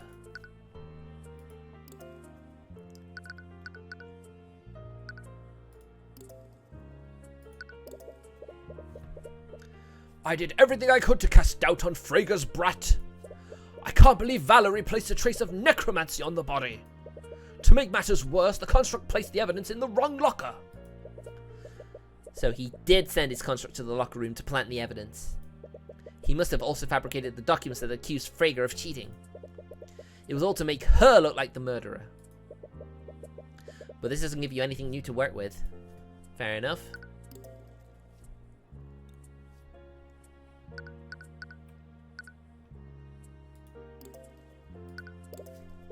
I wonder, did I leave any other pieces of evidence behind? I was far too reckless, but I needed some way to keep that lecture hall empty. Oh right, he must have botched the alchemy experiment on purpose to keep the lecture hall cleared. But that doesn't really tell you anything you can use right now. Damn.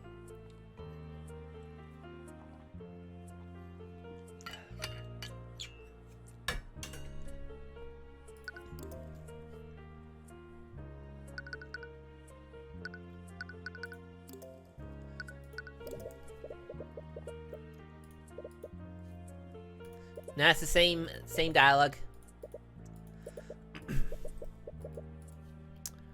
Right. I mean, you just gotta throw everything at it and see what sticks, literally. Why am I thinking of this now? The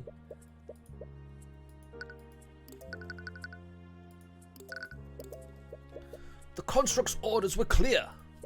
Plant the body in lecture hall 2B, and then plant the evidence in Freyga's locker. It was supposed to head to the storage room afterward. What happened? Interesting. The construct wasn't supposed to be in the locker room. Alright, one more.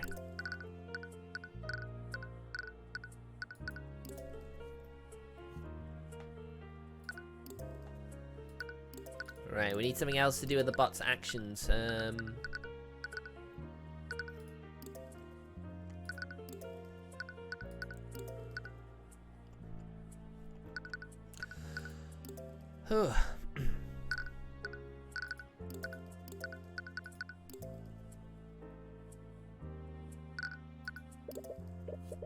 Alright, we already did that one. Sorry, I didn't mean to do that.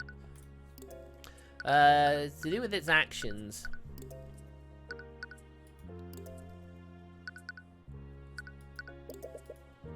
Why was the construct in the locker room, though? It shouldn't have been there if it had followed my orders. No matter, it wiped its logs. They have nothing on me. There we go. Wait, he ordered the construct to go to the storage room? He would have done that after it was finished planting evidence in the locker room. But we found it in the locker room.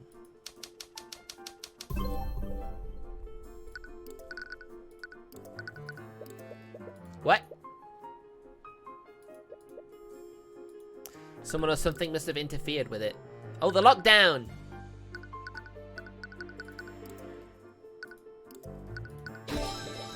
Right, the bombing was probably reported earlier than Redmond expected. This means he probably started the lockdown before the construct was finished in the locker room. But does this change anything?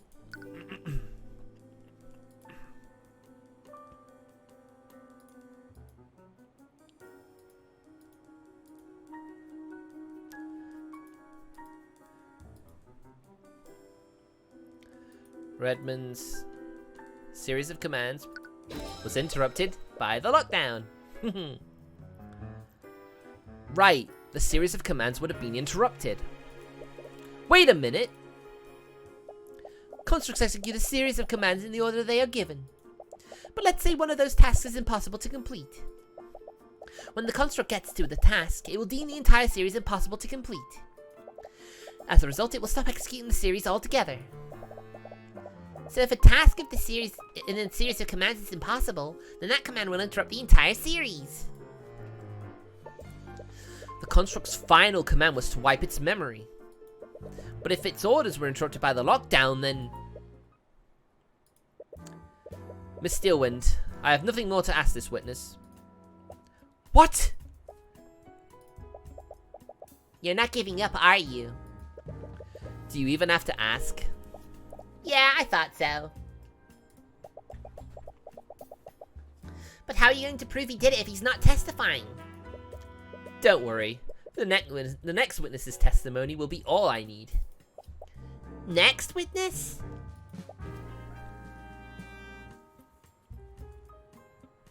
I mean, you don't have any of the knowledge, do you, Mr. Keen? But thanks for stopping by. Thank you for stopping by, I appreciate it.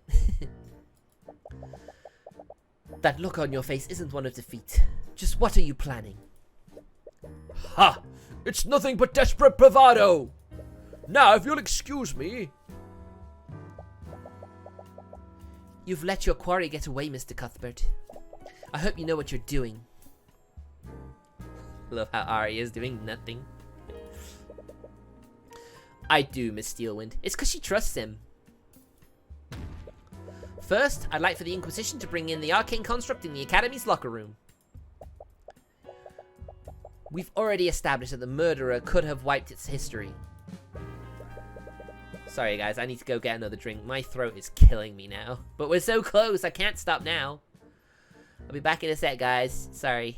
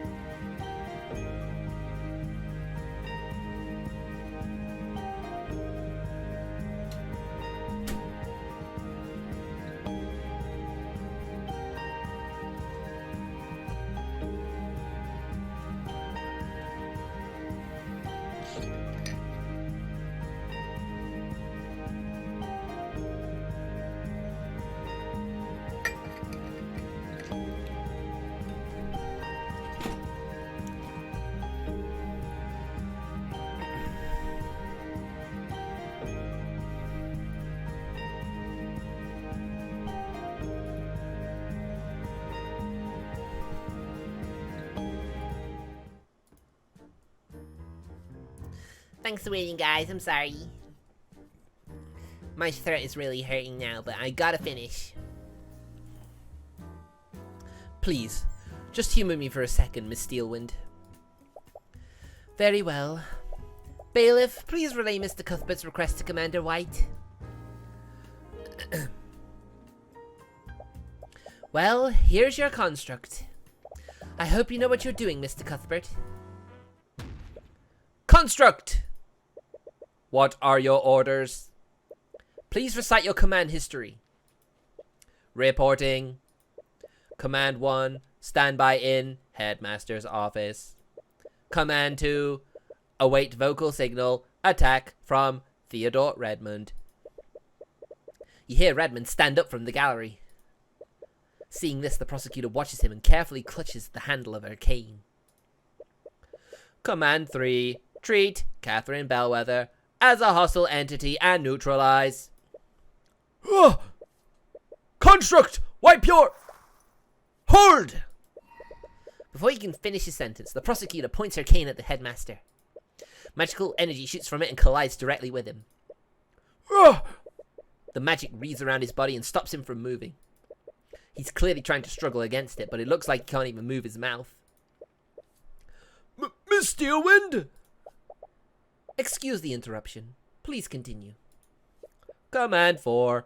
Await vocal signal. Leave from Theodore Redmond. Command 5. Move to classroom 2B. Reply to any inquiries with voice line number 3. Command 6. Remove Catherine Bellwether from interior frame and place on floor. Thank you, Construct. You can stop now. I think we all know the rest. But just to be clear, who gave you this series of commands? Commands were provided by Headmaster Theodore Redmond. And he's busted.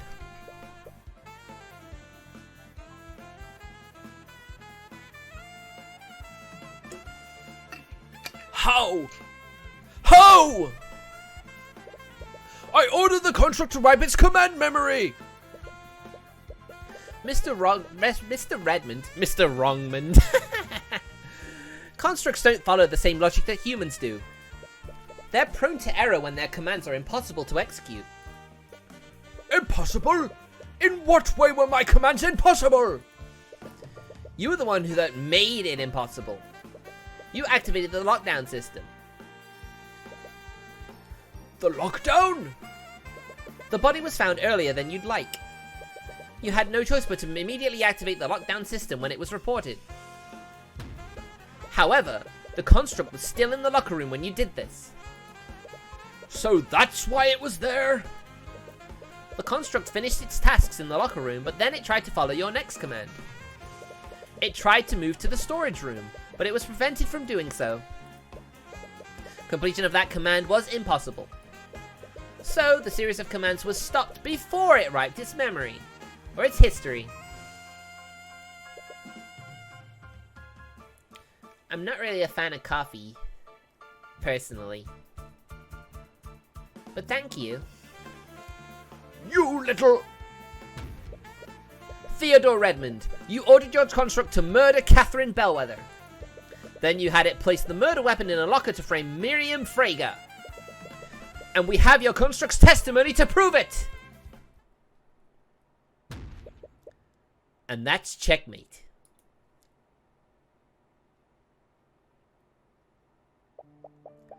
I can't believe it. How could you do something like this, Headmaster? She was going to take everything from me. My position, my academy, my students. Everything would be gone. It was going to be stolen by her and the Fragers. Why didn't you say anything to me? I could have... Don't you dare stand there and act ignorant, Lady Steelwind! Do you think the Fragers acted alone? Your father was a part of this plot too! What? I have nothing to say to you. I thought you were different. I listened to your lies about societal reform. In the end, you were just like the rest of the aristocracy.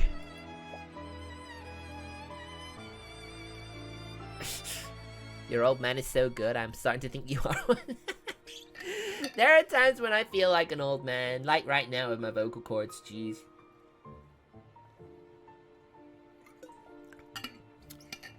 Much appreciated though, thank you. By the Scaled Lord, what have I done? I was even willing to sacrifice poor Wallace. I can't believe Why did I do this? Why did I listen? It said, why did I listen at first? You saw that, right? A glitch in the Matrix. Another glitch in the Matrix. It appears we have a full confession. The court sees no reason to prolong this any further. Bailiff, please escort the witness to a holding cell.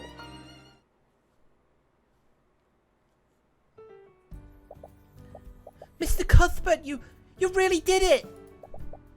It feels amazing, right? Like a big weight being lifted from your shoulders? It does, but I can't believe the headmaster was the one who did this. Right. Despite everything Redmond did, he was the one that allowed Wallace to pursue his dreams. I think she's a dragon? What do you mean? I'm sorry. I'm sure this is bittersweet for you. What am I going to do now? Headmaster Redmond was the only reason I could even attend the academy. With him gone... Come on, don't think it like that. You got acquitted. I'm sure it'll all work out. You want to agree, but necromancy is basically taboo. Without Redmond's support, there aren't many places he could learn it legitimately. And then there's the Imperial Academy. Hey, don't you get all sad on me too! Sorry, I was just thinking.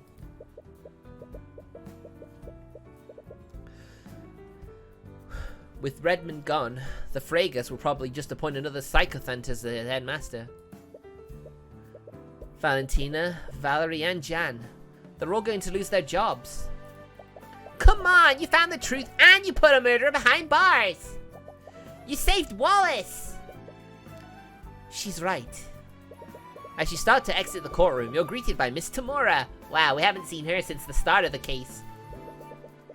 Was she in the gallery this entire time? At the end of the day, you saved Wallace from a wrongful conviction. You should be proud of yourself for that.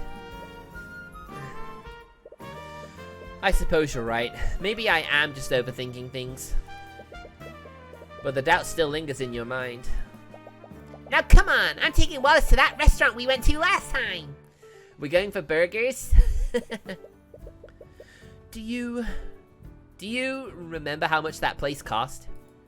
Don't worry, I have plenty of gold. Am I the only one in this team not making any gold? Probably. Why don't you meet us there, Celeste? I need to talk with Tyrion for a moment. Alright. Let's go, Wallace! Okay. I think Wallace has a crush on Celeste. Not surprising, though. She is freaking adorable and strong to boot.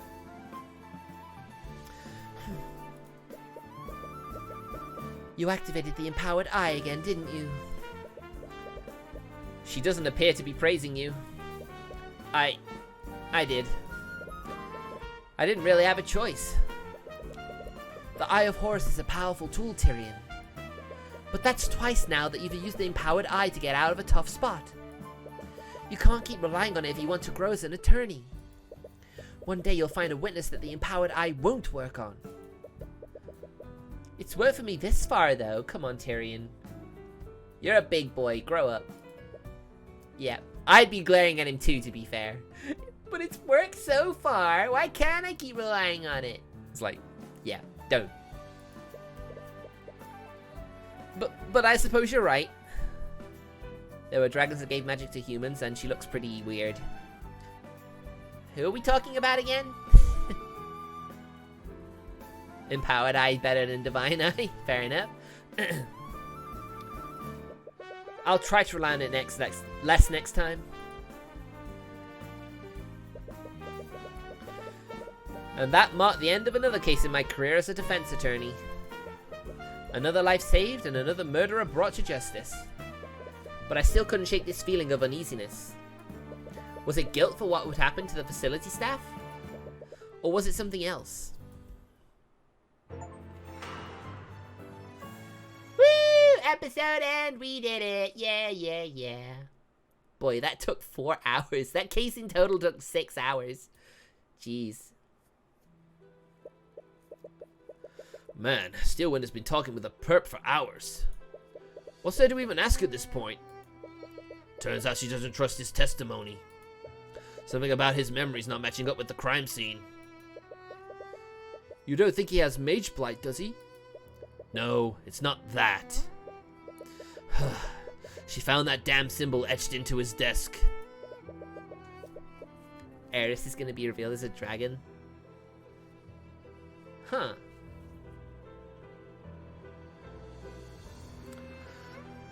Or what did she call it? The purple mask? Oh, for the love of... Not this again. Look, if the little lady wants to chase the boogeyman, just let her.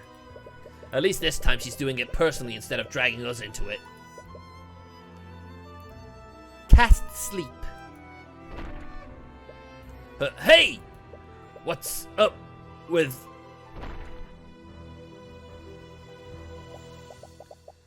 Who did this to your desk? Your theory seems to be right on the money. What has gotten into you? I've already admitted to everything. What more could you possibly want from me? Where did this graffiti come from? What is this symbol? What is the purple mask? Or the purple mark? I don't know. A student must have done it at some point. Think very hard, Headmaster. When did you receive this purple symbol? Focus on the moment you received this.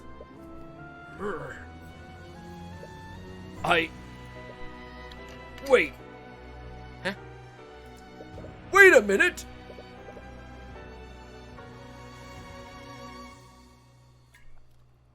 Had to have a drink, sorry. I remember it now. But how?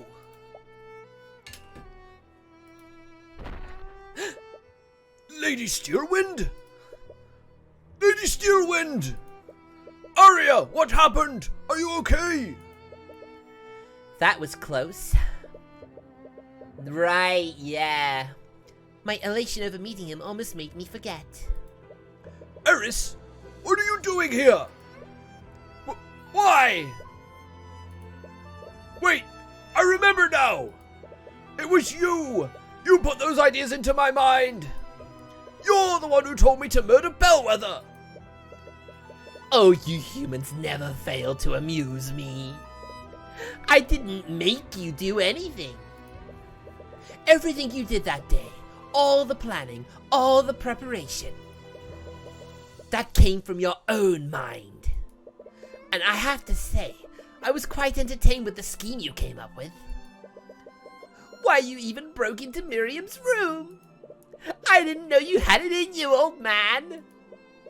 You made me forget about our conversation. But how? Illusions can't affect the mind. Magic can't affect the mind. It is a shame, though. I would have much rather turned Wallace into the antagonist of this chapter. Could you imagine if he turned? It would have been spectacular! Armies of the undead running rampant in the streets. But alas, even I couldn't corrupt his pure soul. Answer me! Who are you? What are you? Who am I? I'm the Lord of the Sixth Circle. Ah! Oh, shoot! Wow. No wonder Celeste was terrified of her. She could tell that she wasn't human. That's pretty intense, to be honest. Well done, Rasenji. Your theory's right on the money. Well, that was a longer stream than I anticipated.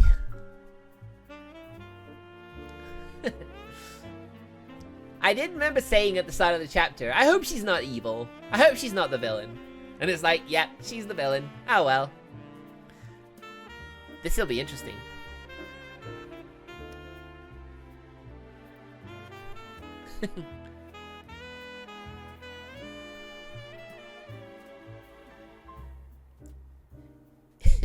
Impersonating a lawyer too well? Did you see how I messed up on that last bit? I messed up a few times. I barely got through that, you know, that argument with the headmaster. That was pretty, I was a bit careless, no doubt. I was a bit careless because of how easy it had been up to that point. But I am there not to do that again. The third case is going to be the hardest of the three after all. Yeah, they still haven't fixed that. And it's the origin of Horus. I wonder if this means they're gonna actually add some more. If they'll add some more cases to this game at some point. Because surely there's more, right? Oh, there is. There's 5 cases. Okay, that's why it doesn't fit on the screen well. I see now. We're not even halfway yet.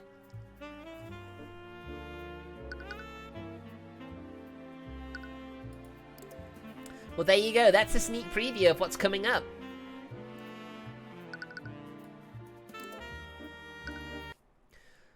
So that's going to be it for the stream then, guys. Boy, I was so lucky. I felt my voice going there. All that voice acting. Doing Orm White and the Headmaster in one stream was definitely quite a strain, but I made it through it in the end. Not gonna deny, I thought I almost tasted a bit of blood, but it's fine. Don't worry about it. But thank you guys so much for watching, and Junie, please stop. Thank you guys so much for watching. It's been a pleasure having you here. Listen, Junie, I will personally see that you do not abuse that soon. I'm gonna put a timer on it. There's nothing you can do to stop me. But yeah, let me end the stream, guys. I need to end it. I need to rest. Because it's past midnight now, even. Thank you guys so much for watching. Tomorrow will be Papa's Freezeria and potentially Art 2. We'll see. And thank you for watching. And I'll see... Well, I'll be back tomorrow, Murray. Don't worry. Unless you're not going to be able to see me at the weekend. If not, that's fine. I'll see you later. But stick around for the raid. I'm sure there are people who would love to have you in their streams. So, I'll see you then. See you tomorrow. Take care. Bye!